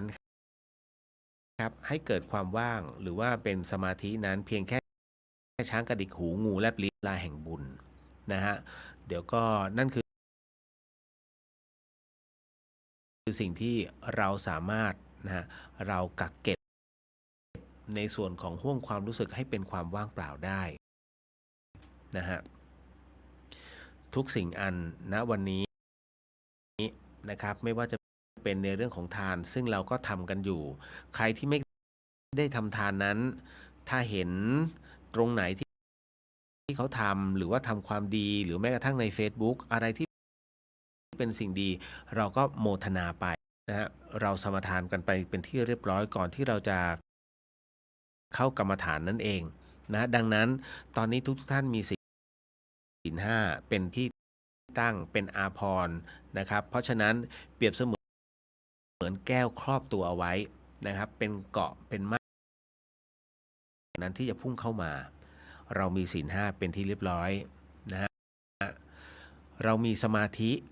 นะครับเป็นที่ตั้งอยู่แล้วเพราะตอนนี้นะฮะทุกท่านเรารับรู้ในส่วนของการขบคิดหลังจากที่ความว่างเกิดขึ้นนะฮะเพราะฉะนั้นไม่ว่าจะเป็นทานศีลนะครับรวมไปถึงสมาธิแม้กระทั่งปัญญานะฮะมันเกิดขึ้นพร้อมกันนะตอนนี้ภาวนาทั้งเพราะฉะนั้นทั้งหมดทั้งมวลในตอนนี้นะทุกท่านเข้าสู่ท่านใดที่หลุดเผลอเลอไปเข้าภวังค์นั้นพยายามถอนนะฮะการเข้าภวังค์นั้นหมายถึงว่าเกือบจะหลับแล้วนะฮะเพราะฉะนั้นนะฮะให้รู้ไว้ว่าประโยชน์ของการเข้าสมาธิตอนนี้นะฮะหรือว่าเผชิญกับความว่างในวันนี้เพราะว่านะเป็นเศษหินที่ถูกยิงเข้ามาใส่ตัวเรานะฮะคำด่าคำว่าทั้งหมดทั้งมวลแม้กระทั่งในเรื่องอะไรก็ตามที่ทำให้เราไม่สบายใจรวมไปถึงพวกทุกพิษภัยต่างๆนะที่มากระทบเรานะฮะณตอนนี้เราสามารถสลัดไปได้นะฮะอโรคยาทั้งหลายสมาธิสามารถขับในเรื่องของโรคภัยออกไปได้นะครับเพราะฉะนั้นอย่าใช้คำว่าครูบาอาจารย์เท่านั้นที่ทำได้เราก็ทำกันได้เยอะแยะนะฮะเพราะฉะนั้นในส่วนของสมาธินี่แหละนะครับคือการเซตระบบภายในร่างกายให้กลับมาเป็นศูนย์นะดังนั้นณตอนนี้ทุกท่านกำลังรีเซ็ตตัวเองอยู่นะครับ1การแบบพื้นฐานนะครับเรามีพื้นอยู่แล้วนะฮะเอาละตอนนี้เชื่อไหมว่าครบกำหนดแล้วครับ ที่นั่งสมาธิท่านเขาเรียกว่าไปล้อเล่นกันนะฮะแล้วก็ทำให้เกิดอาการตกใจในขณะที่เข้าสมาธินะฮะต้องระมัดระวังนะเพราะว่าถ้ากรรมฐานแตกขึ้นมาเขาเรียกธาตุไฟมันแทรกเขาถึงได้บอกว่าอาการวิปลาสจะเกิดขึ้นก็ต่อเมื่อผลกระทบที่เกิดจากจิตโดยฉับพลันนะมันจะปรากฏให้เห็นเอาล่ะเป็นที่เรียบร้อยโมทนาสาธุครับนะฮะขอบพระคุณทุกท่านนะครับวันนี้เราก็ได้บุญแบบหมู่นะฮะมาอีก1 วันแล้วนะครับน้องแมมสวัสดีครับพี่เรียววันนี้มาสวัสดีช้าค่ะนะฮะ มีคำถามมากๆนะฮะมีคำถามมากมายที่เข้ามานะฮะในส่วนของความไม่เข้าใจไม่เป็นไรเราพร้อมอยู่แล้วให้ท่านเสมอนะฮะ ในขณะเดียวกันคอมผมก็รีเซ็ตไปด้วยนะฮะอันนี้กุ๊บกิ๊บบอกว่าขอบคุณค่ะพี่เลียวก็ลองคิดดูเหมือนกันเขาพี่เลียวสวัสดีครับผมนะฮะมันมีเรื่องราวที่บอกให้เราเชื่อนะฮะไม่ว่าจะเป็นใน YouTube ใน LINE ใน TikTok นะฮะอันเนี้ยให้มาพิจารณาว่ามันใช่ไหมในสิ่งที่เราเคยปฏิบัติมันใช่แนวทางไหมฮะนะเพราะทั้งหมดทั้งมวลเนี่ยเราใช้หลักกลามสูตรเป็นที่ตั้งครูบาอาจารย์จะว่ายังไงฟังไว้ก่อนแม้กระทั่งพ่อแม่ครูบาอาจารย์พูดก็ฟังรับฟังแต่ให้รับฟังเป็นส่วนใหญ่บางเรื่องเนี่ยนะฮะพ่อแม่ครูอาจารย์นั้น ท่านอาจไม่ได้มาเผชิญแบบเรานะฮะเพราะว่าท่านอยู่ตรงนั้นท่านละทุกอย่างท่านอยู่กับความวิเวกความปลีกวิเวกแล้วก็ภาวนาเพราะฉะนั้นในเรื่องของการเจริญความเป็นจริงนะฮะพอกลับมาถึงเอาอีกแล้วข้างบ้านฉันเป็นอู่ปงเปงปงเปงปงเปงปงเปงนะฮะพอไปหลังบ้านเป็นร้านตามสั่งโอ้โหกำลังผัดข้าวเลยฟุ้งฟิงฟุ้งฟิงฟุ้งฟิง บ้านเราเป็นร้านคาราโอเกะโอ้โหจะบอกเลยฮะว่าดูเหมือนจะดีแต่อันเนี้ยเขาเรียกตัวอุปสรรคล้วนๆคือไอ้คนที่ร้องเพราะมันก็โอเคแต่ไอ้คนที่ทำนองไปแล้วเสียงตามมาทีหลังเนี่ยนะฮะแถมคีย์ตกห้องนะเรียกคีย์มันเบี้ยว นะฮะโอ้โหอันนี้ก็เรียกมลพิษทางเสียง นะฮะคุณก็จะประสาทเสียไปเพราะฉะนั้นมันมีอะไรหลายอย่างที่มาทดสอบนี่ฮะเพราะฉะนั้นทั้งหมดทั้งมวลเนี่ยต้องเผชิญมันให้ได้เอาจริงนะฮะบางสิ่งบางอย่างนะครับเราเองก็แล้วผมเนี่ยจะดูตัวเองเสมอเฮ้ยยังมีหน้าไปสอนให้อีกเลยเรียวคือผมจะบอกเธอผมไม่ได้สอนแม้ตัวเราเองยังหงุดหงิดเลยเนี่ยแล้วนับภาษาอะไรกับบุคคลธรรมดาซึ่งโอ้ยฉันมีขันติแบบนั้นแล้วอันเนี้ยโอเคมีฮะอันนี้มีนะเพราะฉะนั้นเรายังต้องเจอเรื่องราวอะไรแบบนี้อยู่เรื่อยๆผมจึงสำรวจตัวเองเสมอก่อนที่เราจะไปตอบใครเราต้องดูตัวเรานะผมถึงได้บอกว่าเราต้องยอมรับว่าเราแค่คนเทาๆอย่าบอกว่าเป็นขาวบริสุทธิ์ไม่เสื้อผมยังออกเหลืองๆเลยมันเป็นสีเหลืองนะฮะไม่ใช่แบบซักแล้วจะเหลืองผมไม่ค่อยชอบใส่เสื้อขาวเพราะมันเหลือง แต่นี่สีเหลืองฮะเหลืองอ่อนนะเพราะฉะนั้นเวลาเราทำอะไร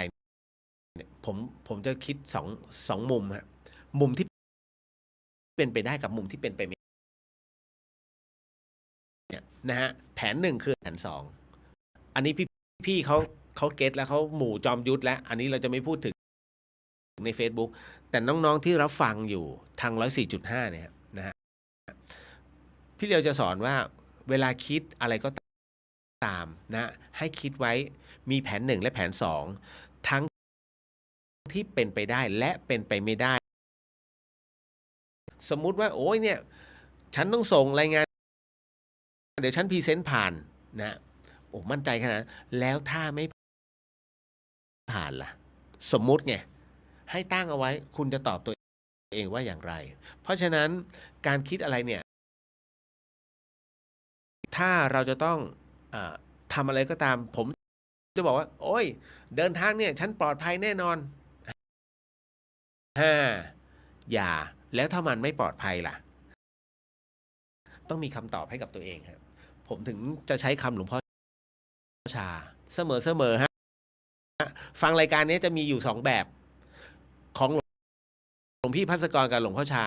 มันบ่แน่หลวงพี่ภัสกรกฎแห่งกรรมยุติธรรมเสมอของฟรีไม่มีในโลกนะฮะยึดพ่อหลวงพี่ภัสกรนี้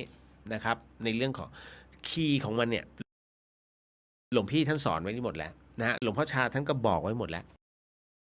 นะไม่มีอะไรเกินไปมากกว่านี้ที่เหลือก็เป็นแค่ส่วนประกอบออกมานะฮะแต่ไม่ใช่พระอาจารย์ภัสกรนะฮะแล้วจึงเกิดหลวงปู่หลวงตาพ่อแม่ครูบาอาจารย์ตามมานั่นเองนะครับเอาละอันนี้ปามรายงานตัวค่ะครูเรียวนะฮะสวัสดีครับน้องแมมบอกวันนี้ไม่เข้าภวังค์ค่ะไม่หลับ ขอบพระคุณพี่เลี้ยงนะไม่ได้เตือนน้องแหม่มคนเดียวฮะหลายๆคนด้วยทักตอนจะจบน้อมฟังธรรม ำค่ะสาธุนะฮะสาธุสาธุครับนะฮะ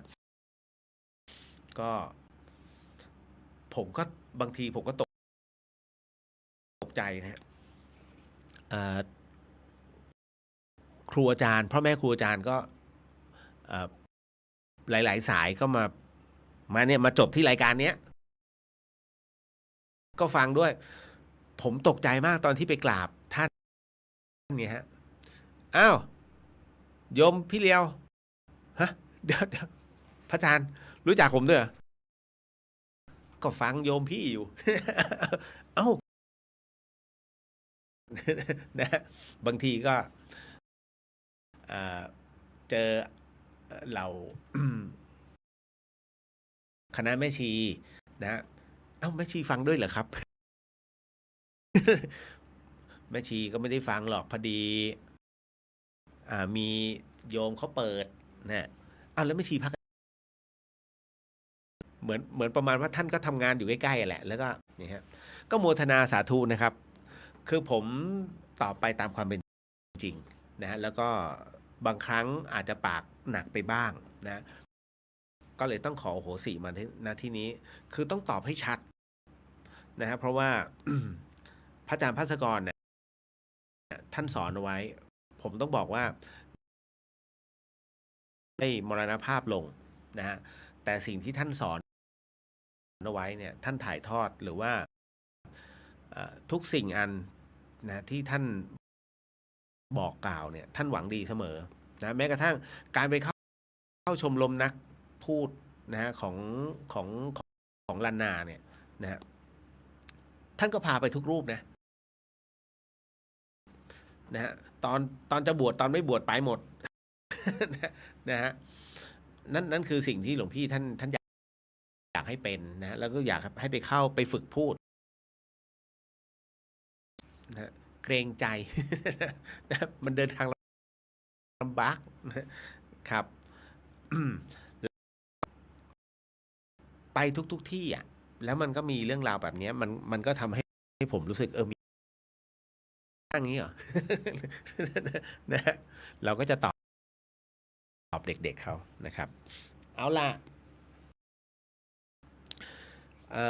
อ๋อผมลืมบอกไปว่าเดี๋ยวขออนุญาตนะฮะเดี๋ยวผมจะบอก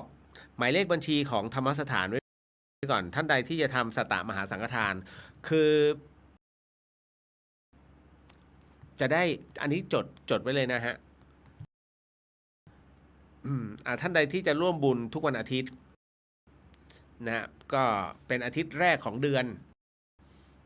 นะฮะบอกว่าร่วมบุญไปที่นะชื่อบัญชีธรรมสถานมหาวิทยาลัยเชียงใหม่นะครับชื่อบัญชีนะฮะหมายเลขบัญชี3นะ0203 956บัญชีอีกรอบนะฮะ0203 9563859นะฮะก็มีกัน12ตัวใช่ไหม2 4 6 8 10ถูกต้อง12ตัวครับแบงก์ออมสินนะครับ อันนี้เป็นบัญชีของธรรมสถานนะฮะก็สามารถ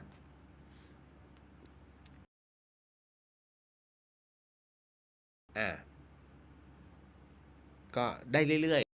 ๆทุกอาทิตย์นะฮะตามนั้นเพราะเดี๋ยวลืมนะฮะเอาหัวข้อแรกถามมันไว้ในส่วนของอะไรนะเดี๋ยวนะตึ๊ดไหนวะอยู่นี่ในเรื่องของน้ำมะพร้าวนั้นเขามีไว้ให้กิน นะฮะแป๊บหนึ่งเดี๋ยวนะอยู่ไหนให้ผมหาอยู่อ๋ออยู่นี่ หนูขอถามหน่อยตอนแรกผมไม่ได้ผม ผมไม่ได้ดูชื่อ ผมนึกถึงน้องกุ๊บกิ๊บ เฮ้ยกุ๊บกิ๊บถามไม่เหรอ นะฮะแต่นี่ไม่ใช่ฮะพอไปดูอ้าวไม่ใช่กุ๊บกิ๊บนี่หว่านะฮะก็เลยก๊อปมาแล้วก็มาลงนะฮะน้องก็ถามมาว่าหนูขอถามหน่อยนะคะว่าศพที่คือแบบศพโควิดนะคะแล้วการเอาน้ำมะพร้าวมาล้างหน้า มันมีเหตุผลอะไรหรือคะนะฮะอันนี้หลายคนมีความกังวลมากๆว่าเอ๊ะศพจะต้องโลกใบนี้มีน้ำอะไรที่อยู่ในผลไม้มากอ่ามีน้ำที่เข้าไปอยู่ในผลไม้มั่งมีไหมฮะนอกจากมะพร้าวลูกตาลก็มีนะเคยกินใช่ไหมลูกตาลเวลาคุณปอกเนี่ยแล้วก็กัดปุ๊บมันจะมีน้ำอยู่แต่มันน้อยมีแค่น้ำมะพร้าวที่จะมีน้ำอยู่ข้างในดังนั้นคนที่ติดเกาะนะฮะคุณไม่ต้องกลัวถ้าที่เกาะที่คุณอยู่มีต้นมะพร้าวคุณมองไปเลยแหล่งน้ำจืดกูเจอแล้วนะแถมมีอาหารเนื้อเป็นอาหารถูกไหมนะแล้วถ้าแดดออกเยอะๆคุณก็มะพร้าว เสร็จปุ๊บกะลมันเนี่ยนะฮะคุณเอ้ยผมนะพยายามจะถามสูตรหลายๆท่านใครที่เป็นคนใต้ช่วยบอกหน่อยนะฮะว่าเนี่ยนะฮะไม่เคยกินใช่ไหมเอาจริงนะทั้งชีวิตผมว่ากินแค่ครั้งเดียวที่เกาะสมุยเอ้ยไม่ใช่เกาะเสม็ดเอ้ยไม่ใช่เดี๋ยวเกาะพะงันอ่านะฮะกินร้านอาหารหอมมากเขาเอากะปิอะปาดเออเหมือนผสมกะทิมั้งนะฮะแล้วก็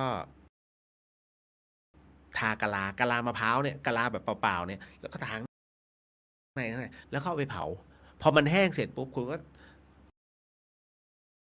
ใช้ช้อนน่ะขูดออกมาแล้วก็ใส่นะผมผมถามแต่ละคนเนี่ยเขาก็นั่งนึกนะบางคนเป็นคนเขาจะมีสูตรช่วยบอกหน่อยฮะหรือว่าร้านไหนเขาทำนะบอกนะผมอยากสั่งแต่ผมจำชื่อไม่ได้ เรียกว่าเคยเผาหรือสักอย่างหรือเปล่าไม่รู้นะจำไม่ได้นะฮะขอบพระคุณมากฮะคุณเลงนะสัตตสังฆทานนะฮะทุกวันอาทิตย์ที่1ธรรมสถานมอเชียงใหม่ธนาคารออมสินเลขที่บัญชี0203นะฮะ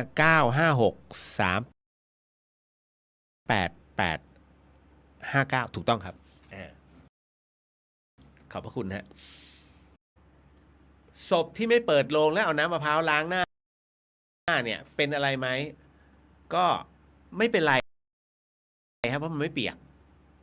ถ้าเปียกก็จะเผายากหน่อยนะ คืออย่างนี้น้ำมะพร้าวเนี่ยที่เขาล้างหน้ามันมีเหตุผลไหมร่างกายบริสุทธิ์ครั้งสุดท้ายคือการเอาน้ำอันบริสุทธิ์นะฮะจากมะพร้าวเขาเรียกคือแถวบ้านเรียกน้ำอมฤตเขาจะใช้คำว่าเหมือนกับเป็นน้ำอมฤตเปรียบเสมือนน้ำวิเศษที่มีอยู่ในผลไม้วิเศษเท่านั้นนะฮะคุณจะไปเอาส้มปึ้งเขาก็จะเอาสิ่งไม่ดีออกไปแต่ท้ายที่สุดแล้วนะมันก็เหมือนกับเป็นการชำระล้างอีกรอบหนึ่งเป็นครั้งสุดท้ายเพราะว่าการอาบน้ำศพครั้งแรกเลยก่อนลงไม่ใช่รดน้ำนะฮะอาบน้ำเลยทำความสะอาดแล้วก็ใส่เสื้อผ้าอันนั้นแค่ชำระธรรมดาไม่ได้มีอะไรเขาไม่ได้อาบด้วยน้ำมะพร้าว นะฮะมันจะมีแค่ครั้งสุดท้ายก็คืออันนั้นแหละแต่คราวนี้อย่างกรณีของศพโควิดเนี่ยโควิดถ้าถ้ารู้ล่วงหน้านะถ้ารับรู้ล่วงหน้าเนี่ยก็จะเป็นอะไรที่เหมือนกับได้เตรียมตัวถูกไหมฮะแต่ถ้าไม่รู้ปุ๊บเนี่ยตายด้วยความกลัวและความทรมานแล้วมิใช่สำคัญอยู่ที่ว่าตัวจิตนะฮะความบริสุทธิ์ทางกายและใจเนี่ยพร้อมมากน้อยแค่ไหนแค่นั้นเลยเพราะจิตสุดท้ายนะเป็นตัวบ่งบอกนะฮะว่าจะไปสู่แดนไหนภพภูมิไหนเนาะนะครับในส่วนของภพภูมินั้นนะว่าน้ำมะพร้าวเปรียบเสมือนน้ำอมฤตนะครับผลไม้วิเศษเอาละนะฮะ ต่อมาคุณเรียวครับเจ้าของร้านหมูกระทะเขาเป็นเพื่อนผมก็ดีสิฮะผมจะได้ลดส่วนลด เพราะขายปิ้งย่างทำให้คนเป็นมะเร็งดังนั้นกรรมที่เกิดกับเพื่อนผมจึงเป็นมะเร็งนั่นเองมันเป็นแบบนั้นจริงหรือครับเอ้าตาย เข้าใจใช่ไหมคุณผู้ฟังอันนี้ คุณผู้ฟังถามมาว่าคุณเรียวครับเจ้าของร้านหมูกระทะเขาเป็นเพื่อนผมแล้วเขาเป็นโรคมะเร็งตายเกิดกับเพื่อนผมจึงเป็นมะเร็งนั่นเองมันเป็นแบบนั้นจริงหรือเปล่าครับคำตอบคือไม่จริงครับนะฮะเขาเปิดร้านเนี่ยเขาค้าขายนะฮะพระพุทธเจ้านั้นทรงมิใช่ว่าไม่ให้เปิดพระพุทธเจ้านั้นท่านแค่ติงว่ามิควรจะค้านะฮะค้ายาพิษค้าอาวุธนะฮะค้าอะไรนะเอาลืมเลยให้อีก2อย่างนะฮะมันมี5อย่างด้วยกันนะฮะเพราะฉะนั้นเอาเนี่ยเอาเป็นว่าเมว่าทำให้คนเป็นมะเร็งนะอันที่1ใครใช้ให้ไปกินต้องตอบให้ได้ก่อนนะฮะใครใช้ให้ไปกินหมูกระทะคำตอบคือกรรมมันบีบให้ต้องหิวนะฮะแล้วคุณต้องคิดว่าคุณต้องไปกินหมูกระทะที่ไหนก็ได้แต่บังเอิญ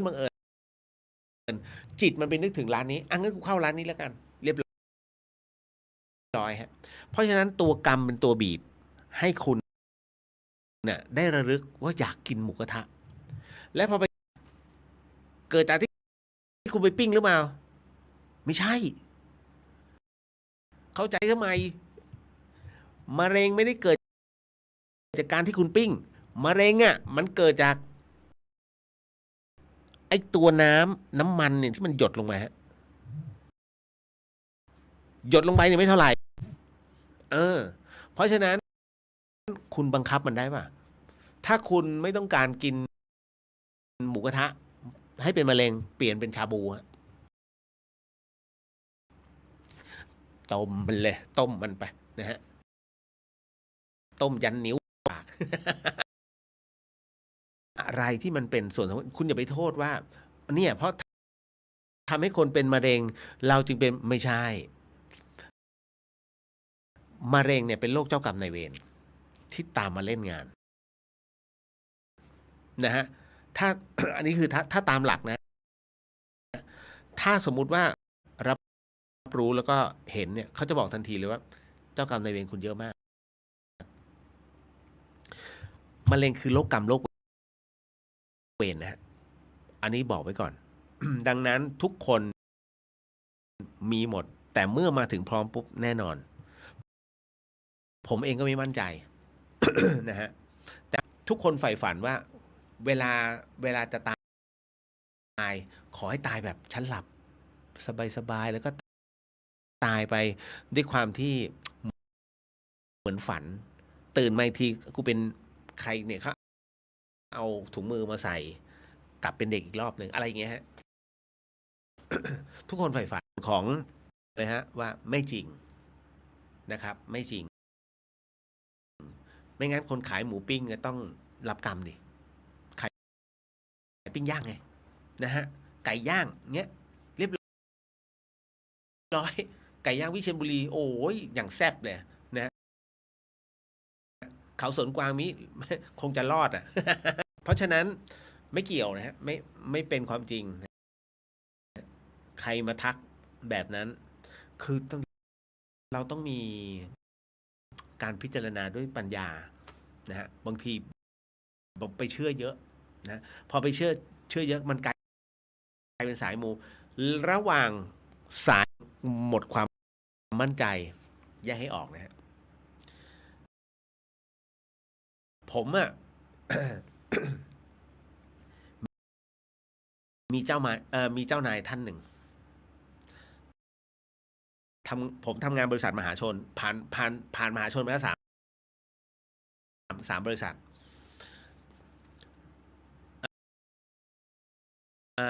มีเจ้านายท่านหนึ่งในขุนพลที่คิดงานให้เข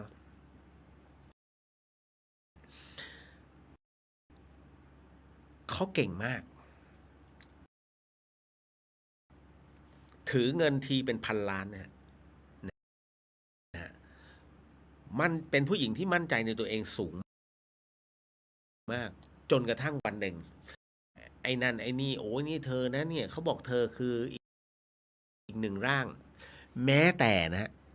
แม้แต่ถูกทักว่า เธอคืออีกหนึ่งร่างของพระนางจาม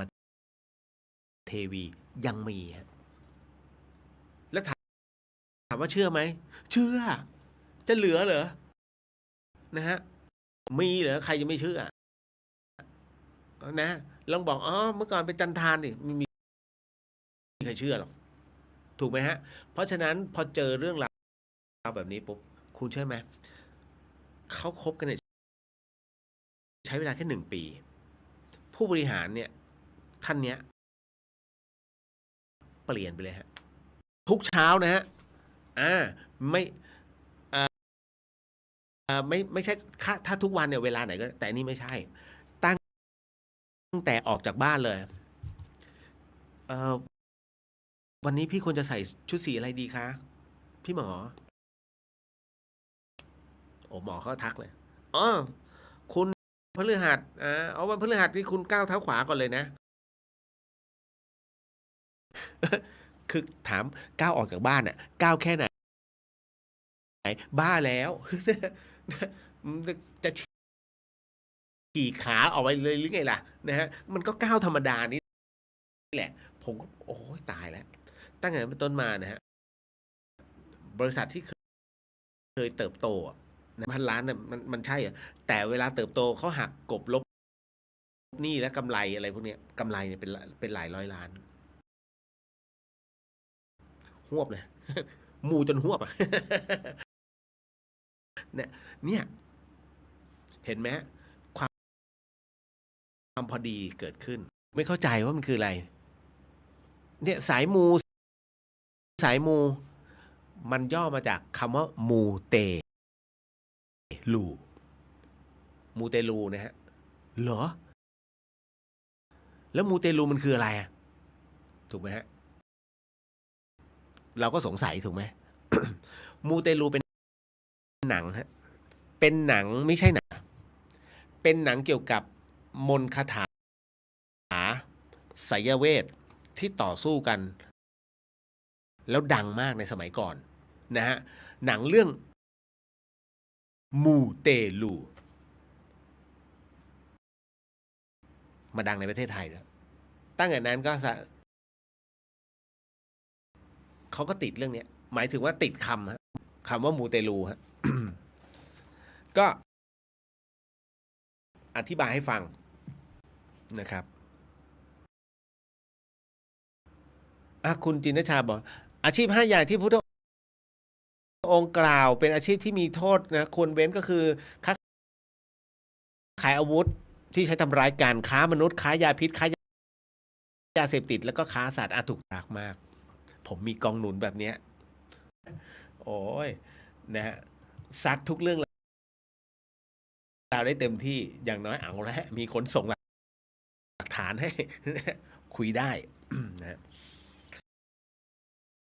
ต่อมาเอ่อจำได้วันนี้มีข่าวนี่เจอแล้ว ชาวมอญมารักษาตัวที่กรุงเทพแล้วเข้าไปพักเล่นเน็ตนะฮะท่านไม่ได้เล่นเน็ตนะฮะท่านเล่นโน้ตบุ๊กใน KFC ยี่เปิด24ชั่วโมงตรงนี้หลายคนมองว่าไม่เหมาะสมแต่ผมมองว่าท่านก็คิดถูกนะครับพี่เลียวเพราะตอนค่ำเนี่ยแถมไม่รู้จักใครด้วยเงี้ยนะมันเป็นอะไรที่เด็ดดอกอีกหนึ่งเรื่องราวเด็ดดอกไม้สะเทือนถึงดวงดาว นะฮะนอกจากเรื่องราวของอะไรนะ10 ตำรวจตรีแล้วใช่ไหมฮะไอ้นั่นน่ะของแท้เด็ดดอกไม้สะเทือนถึงดวงดาวนะฮะเพราะอะไรเป็นถึงตำรวจเล็กๆอ่ะนะฮะแต่เรื่องของตำรวจอันนี้เข้าไปได้ยังไงใครเอาเข้าไปมันสาวขึ้นมาสาวไปจนถึงต้นตอแต่ผมเชื่อมั่นว่าทั้งหมดจะกลายเป็นสนธยาเป็นแดนสนธยาก็คือไม่มีชื่อผู้นำสูงสุดในการที่นะฮะจะหยุดแค่ตรงนี้นะฮะมันมีบางอย่างเกิดขึ้นสะเทือนทุกวงการเลยทหารวท่านผู้ทรงเกือกท่านผู้ทรงเห็นไหมเนี่ยของแท้มันโดนแต่ของน้องเนนเนี่ยผมถือว่ายังน้อยอันนี้เหมือนกับว่าเขาบอกว่าเป็นบุคคลแต่งคล้ายพระนะฮะนะครับแล้วก็ไปนั่งอยู่ใน KFC ในในปั๊มเนาะในอะไรตรงบางเขนน่ะ นะฮะ24 ชั่วโมง2 วันแล้ว2 คืนแล้วก็เลยแจ้งตำรวจนะว่าแปลกๆเจ้าหน้าที่ตำรวจก็มาถึงนะฮะก็เลยมาสอบถามก็ปรากฏว่าน้องเนนคนนี้อายุ20กว่าอย่าสงสัยนะฮะไม่เรียกว่าไม่ได้บวชอ่ะนะฮะก็ยังเป็นศีล10อยู่เยอะฮะเนนอายุ60ยังมีเลยฮะแต่บางคนมาถึงสวัสดีครับหลวงปู่อันนั้นเขาเรียกเนน พอลำดับแล้วยังเป็นเนนอยู่ยังไม่ได้บวช ต้องถามท่านก่อนอันนี้ตกลงพระหรือเนนอันนี้พอตำรวจไปถามปุ๊บก็เป็นเนนใช่พอถามแล้วท่านเป็นเนนฮะแล้วคราวนี้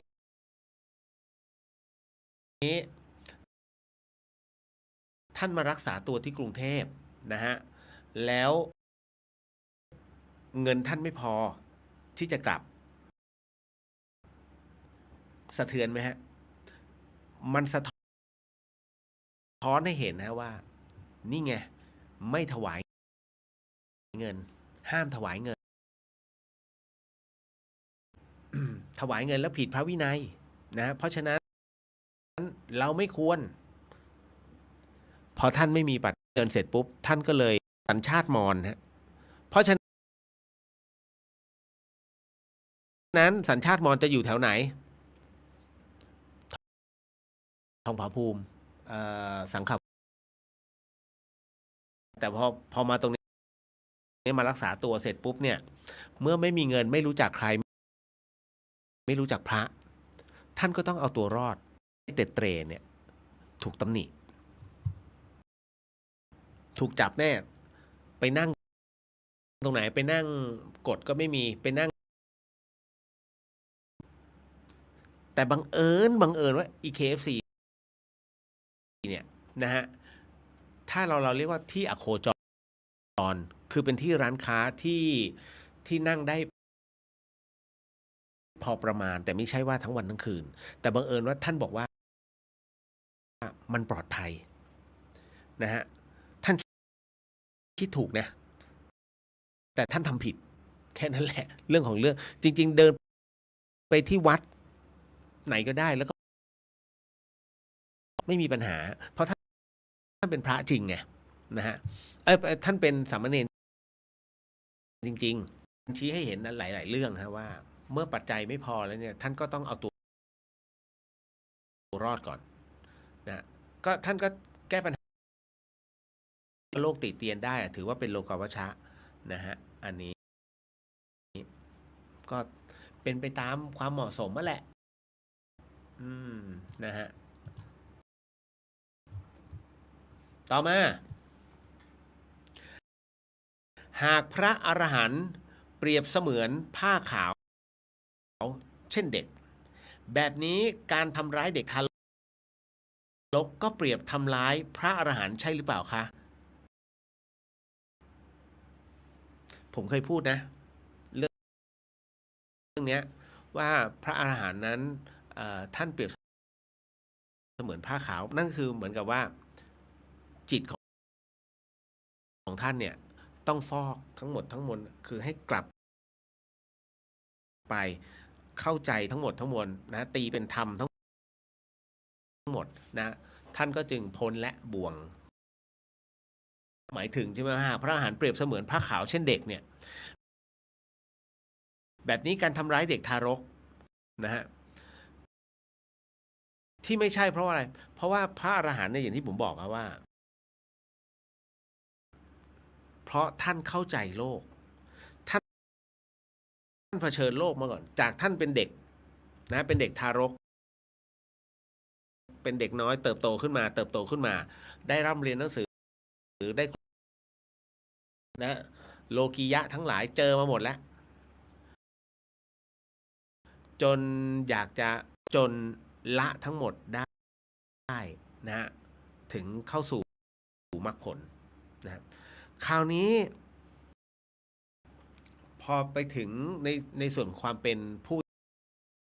ที่เข้านิโรธได้นะเข้าสมาบัติได้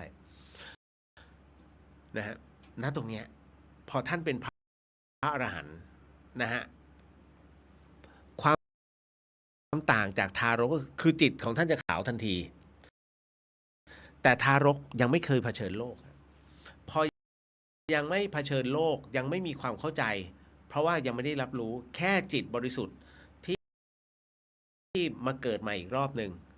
เขาบริสุทธิ์จากข้างบนก็จริงแต่ไม่ใช่บริสุทธิ์จากการฟอกธาตุยังไม่ได้ฟอกตัวกรรมนะพระผู้ปฏิบัติเนี่ยหรือว่าพระอรหันต์และการที่เราเข้าใจนั่นหมายถึงว่าท่านหมดแล้วนะท่านหมดงานแล้วฮะเมื่อท่านดับขันลงปุ๊บไม่เกิดแล้วท่านจะรู้ตัวของท่านเลยว่าฉันไม่เกิดแล้วฉันจึงไม่มีการเกิดขึ้นแล้วไงเกิดขึ้นมาเนี่ยมันคือดวงนั้นผ่านมาหมดแล้วท่านฟอกจนจบแล้วเห็นไหมฮะเพราะมันยังต่างกันอยู่เนาะเอาละฮะไม่เกี่ยวนะ นะเพราะฉะนั้นต้องพิจารณาด้วยต้องมีการผ่านการพิจารณาจากทางโลกด้วยนะจ๊ะ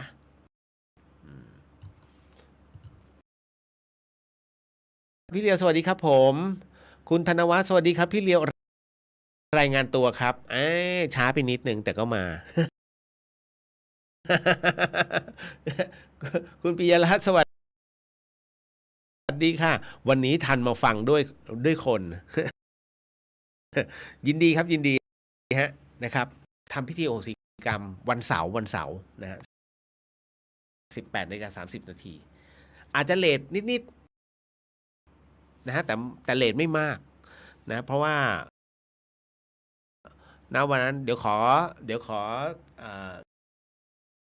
สวดมนต์ทำวัดก่อนอาบคุณแม่อาบน้ำ ผมต้องใช้คำนี้ เพราะว่าแม่ดื้อเหลือเกิน พูดถึงคือคุณแม่ผมเป็นอัลไซเมอร์ พยายามจะให้ทำอะไรเองฮะวันหนึ่งผมก็บอกว่าแม่อาบน้ำเดี๋ยวจะ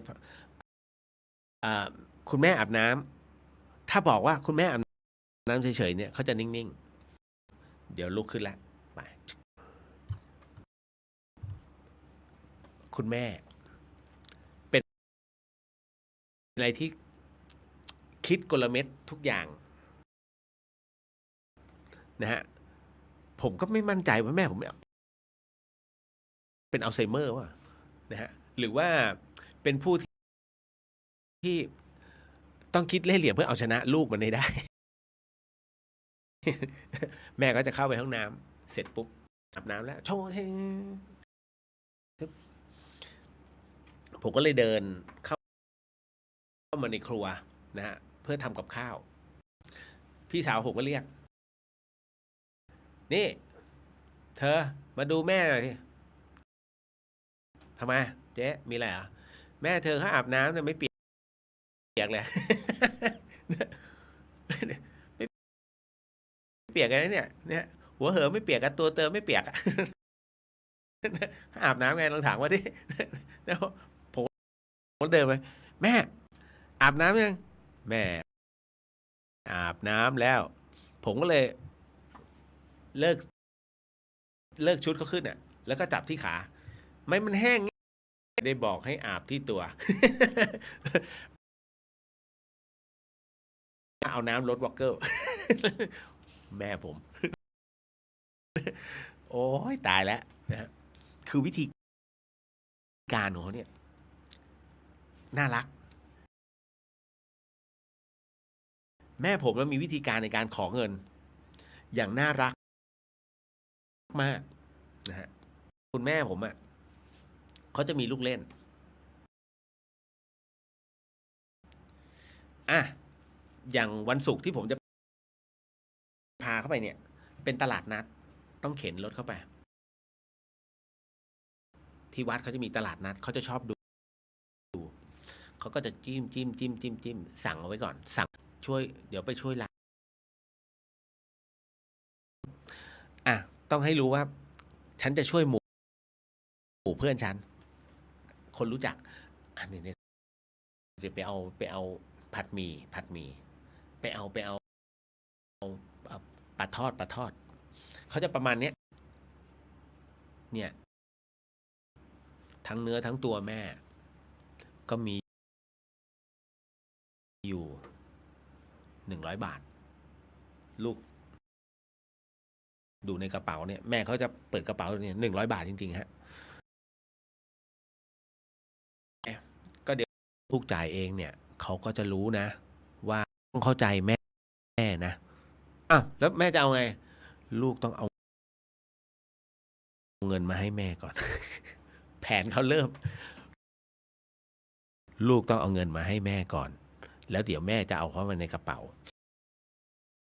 แล้วจากนั้นเนี่ย แม่ก็จะเอาให้เขาเองอ๋อได้แม่เดี๋ยวจัดให้ผมก็เอาเงินในกระเป๋าอะให้เขาป่ะไหนๆก็ไหนๆแล้วเอาอันนี้อ่ะ1 2 3 4ฮะเสร็จปุ๊บ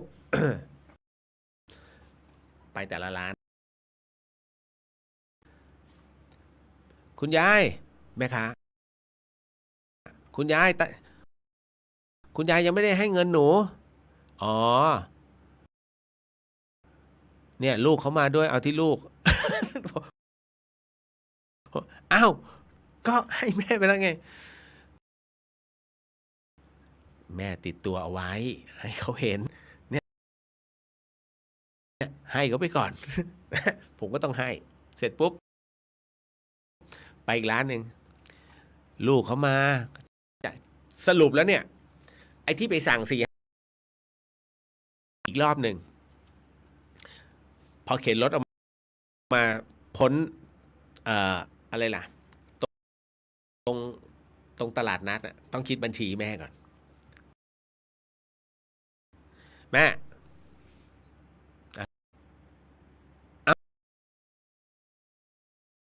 เฮ้ยจะมาใจดำอะไรกับแม่นักหนา เลี้ยงก็เลี้ยงมา โอ้โหคุณเจอคำนี้เข้าไปเนี่ย คุณเอาเงินแม่ไม่ลงเลยนะ เอาจริง โอ้แถมเอาไปอีก500แม่ ใครบอกแม่ผมเป็นอัลไซเมอร์เนี่ยนะผมนะ ผมแพ้โอ้สุดๆนะหลายรอบฮะหลายรอบนะฮะเนี่ยแหละ โอ้เห็นไหมพอผมเล่าเนี่ย นี่คือความน่ารักอีกหนึ่งมุมมองถึงเดี๋ยววันเสาร์ จริงๆแล้ว วันผมจะไปหาเขาวันที่8พอดีนะฮะก็ หาที่สุดไม่ได้แล้วฮะใครจะบอกว่ารางวัลแม่ดีเด่นเนี่ยนะฮะต้องคนนี้พี่ซะไม่ ถ้าเป็นผมนะผมเอาไปเลยแม่ เอาไป2 รางวัลเลยนะรางวัลตลกขบขัน นะฮะโอ้เนี่ยอืมก็อยากนะฮะต่อมาดึง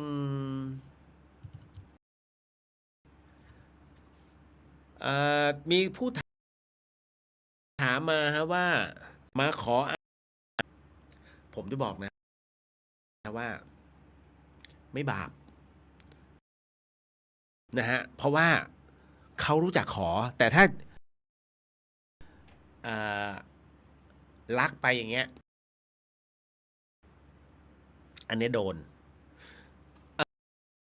พอพูดถึงอย่างนี้ที่ผมทำประวัติของครูบาหลวงนะฮะ ไปเนี่ยนะถ้ารู้จักขอไม่บาป ท่านก็เมตตาให้ มีแล้วพระพุทธเจ้าให้บาตรมาเนี่ย เพื่อที่จะให้พระท่านฉันวันต่อวันนะฮะ ให้อยู่เพื่อพิจารณาป๋องเป็นกระป๋องบางคนก็ติฉินนินทาเพราะบางทีในระแวกชุมชนตรงนี้ให้ หรือรับอุปการะเด็กเอาไว้ ก็เอาพวกอันเนี้ยท่านก็ฉันแค่ไม่เท่าไหร่หรอกกระเพาะคนเราถูกไหมฮะ ท่านก็จะการของพวกนี้เอาไปให้กับอันนี้เป็นเรียนประถมแล้วแต่นะฮะอันนี้ต้องฟังเหตุผลท่านก่อนนะครับ แต่กรณีตรงนี้ที่มีผู้มาขอมาขอต่อเนี่ยนะฮะจากพระท่านเมตตาให้นะฮะตามสงเคราะห์ใส่ให้ปุ๊บตึ้งนะพอรับพรเสร็จปุ๊บมีพวกประเภทนี้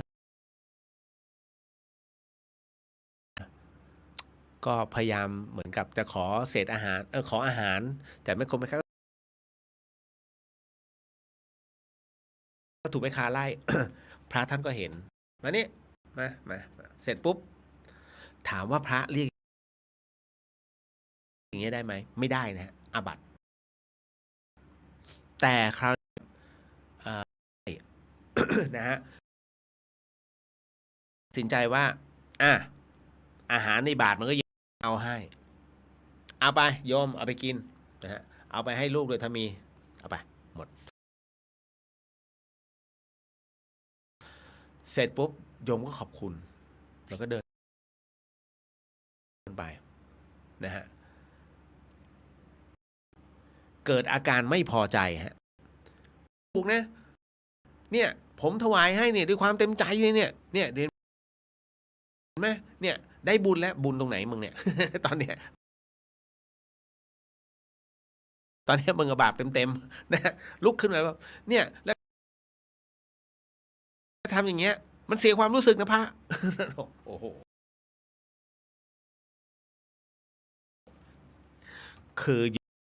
ต่างถิ่นพุทธศาสนานะฮะเอาง่ายคือห่างไกลอ่ะห่างไกลจากงานกับความเป็นพุทธนะสักคนหนึ่งที่คอยเข้าใจฮะอธิบายว่าเฮ้ยเดี๋ยวจบแล้วที่เหลือท่านจะทำอะไรเป็นสิทธิ์ของท่านนะถ้าเองโมทนาบุญตอนนี้นะเองได้บุญ2 ต่อแต่บังเอิญว่าโวยวายไงแล้วดูเนี่ยผมเนี่ยได้บุญมันท่านเจอผู้ยากไร้แล้วให้คุณรีบโมทนาคุณได้บุญ2 ต่อเพราะท่านรีบให้บริจาคทานแล้วทานนั้น ซึ่งคุณมันแล้วแต่ท่านไงแต่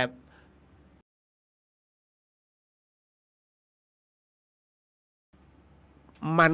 คือการที่ท่านเนี่ยเอาใจไปจับในอาหารมากจนเกินไปให้แล้วให้เลยนะฮะ ที่เราเล่นกันตอนเด็กๆนั่นแหละอย่าถวายแล้วถวายเลยนี่ฮะเพราะฉะนั้นการที่มาขอจากพระที่มันจะมีอีกเนี่ยโยมมาถวายมีเยอะแยะสมัยเนี้ยนรกเนี้ย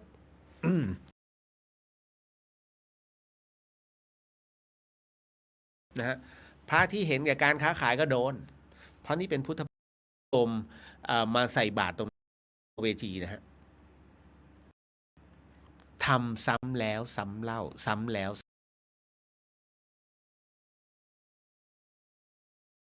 ซ้ำเล่ารู้ว่าผิดแต่ยังทำไงฮะและคนที่ขอซื้อก็ไม่รอดนะฮะอันนะครับพอดี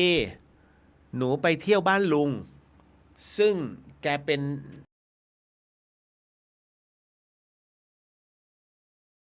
นักสะสมมีดและดาบโบราณบางเล่มก็มีร่องรอยอยู่บ้างเอามือมาโดนจะเอามีดทำไมเขาไม่ให้ทดลองมีดด้วยความรู้สึกที่เราแตะไม่ใช่ไม่ให้ทดลองมีดด้วยความรู้สึกที่มาแตะนะฮะเอาอีดาบลุกมาเอามาให้ดู คืออย่างนี้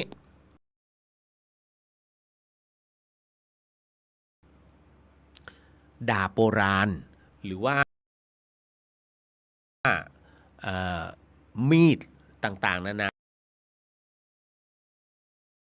ซึ่งเจ้าของรักเจ้าของหวงมากๆเนี่ยฮะชักออกมาดูก็จากชักออกมาดูได้จากฝักเนี่ยมาดูมีดได้แต่ห้ามลองคมลองเด็ดขาดเขาถือเคยได้ยินคำนี้ไหมเฮ้ยรูปคมกันนี่หว่านี่ฮะเขาห้ามรูปเขาถือมากผู้ที่เป็นนักสู้จะถือเรื่องนี้มากๆฮะว่าอะไรหลายๆอย่างวิชาต่าง เนี่ยจะเริ่มเสื่อมนะฮะมันอันนี้ต้องบอกไว้ก่อนมันเป็นความรู้รอบตัวนะแต่สำหรับผู้ที่เขาแต่ถ้าพูดถึงแนะนำที่หนึ่งถ้าคุณไปที่จังหวัดลำปางนะฮะ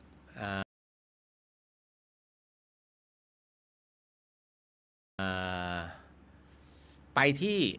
คุณมาร์คเลยวัดปงยางคกนอนไม่ผิดนะนั่นนะคุณมาร์คเลยวัดปงยางคกอยู่ตรงห้างฉัดนะฮะวัดนี้ของพระนางถึงวัดที่หนาน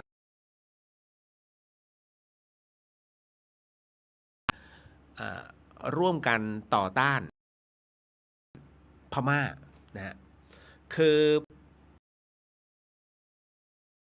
หนานทิพย์ช้างลูกปืนลั่นตรงนั้นนะฮะก็เอาชนะพม่าได้แล้วก็ตีล่นมาจนกระทั่งมาถึง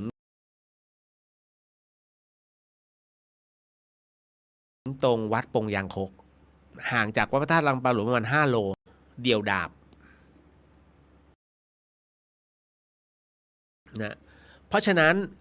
การสู้รบกันตรงนั้นร่องรอยนะร่องรอยของดาบยังมีขอบจะบอกขอบชายคาไหมนะฮะ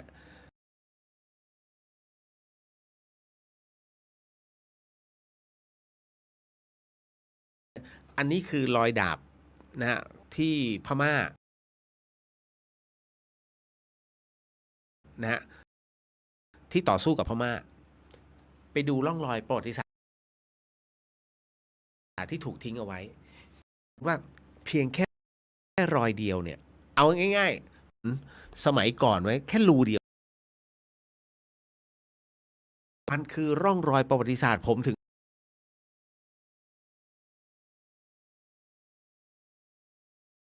ไม่อยากให้การบูรณะพระหรือว่าวัดท่านอีกข้างหนึ่งของท่านไม่ต้องไปทำเลยท่านเอาอะคริลิกใสโปะวางให้เห็นเลยว่าเนี่ยคือแรกเริ่มเดิมทีที่ค้นพบในหินอิฐมันยังอยู่เงี้ยไปแล้วมาแป๊บอารมณ์ในการเสพ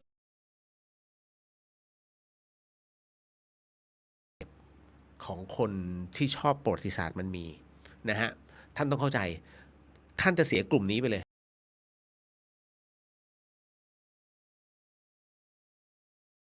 นะฮะแต่มันดูแป๊บมันไม่ซึม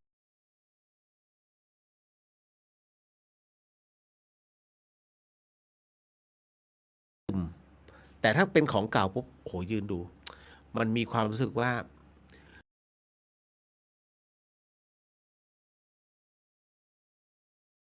ใจแต่คือถ้าพูดแบบนี้บางคนไม่เห็นภาพนะฮะ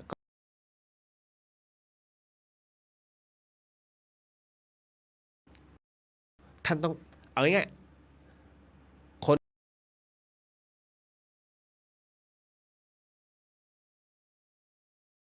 เชียงใหม่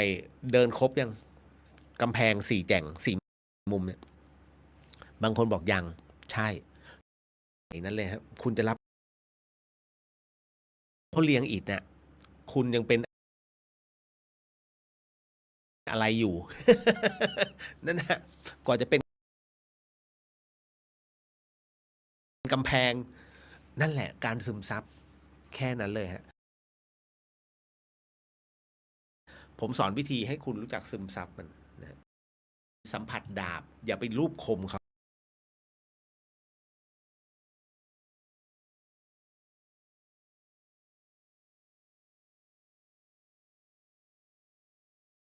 นะฮะ เขาถือกันนะจ๊ะ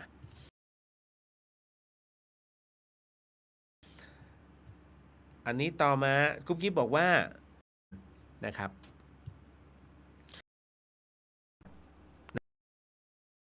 นะฮะนะยินดีพอใจแค่ไหนคือแค่นั้นหูยจะต้องกองละ6,500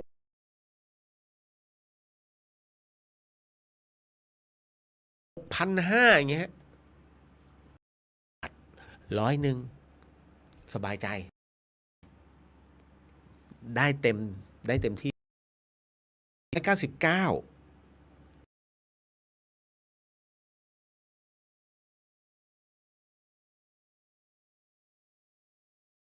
อันนี้ไม่ว่าเพราะว่ามันมีกำลังพอไงถูกไหมกองหนึ่ง7,500กองละ9เจ้าของบริษัทเขามีลูกมีเมียไม่ใช่ว่าแอนตี้ท่านนะเพียงแต่ว่า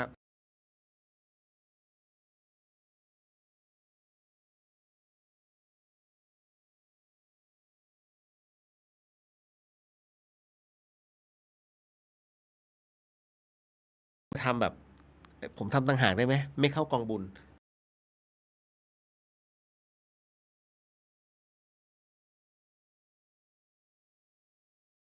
นะฮะแล้วก็มาถึง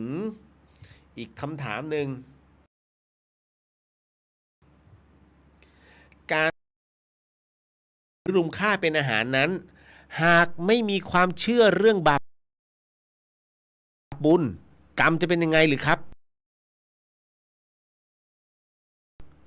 อันนี้พวกต่างศาสนาถูกไหมนะฮะหรือว่าเป็นอะไรที่เขา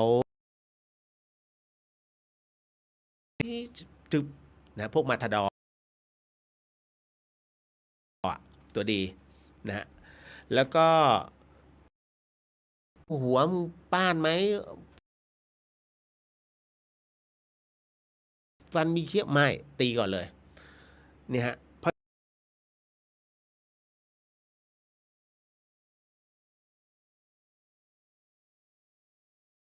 าะฉะนั้น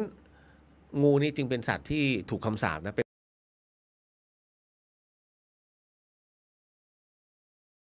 เอาสนามเอาอะไรนะบ่อตกปลาบังหน้าส่วนด้านในเป็นบ่อนนะตำรวจสอบถามว่าประเทศครับ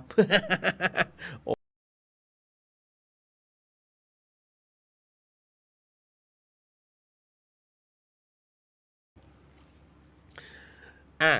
ไอประเภท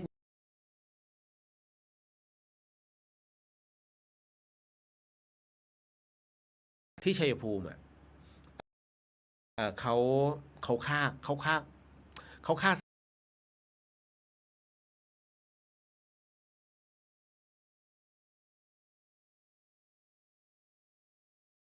ศาลไงเขาก็จะเริ่มทำกา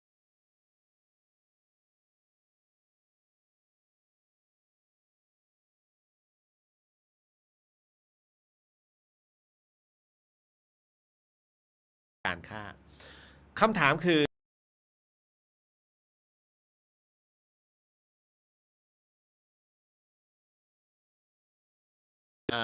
ออกความคิดเฮ้ยมันต้องบ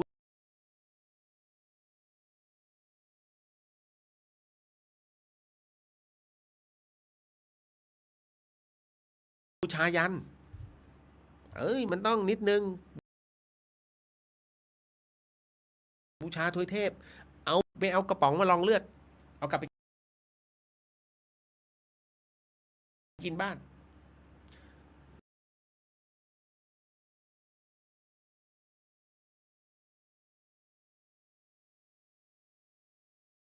แต่เวลาผู้รับกรรม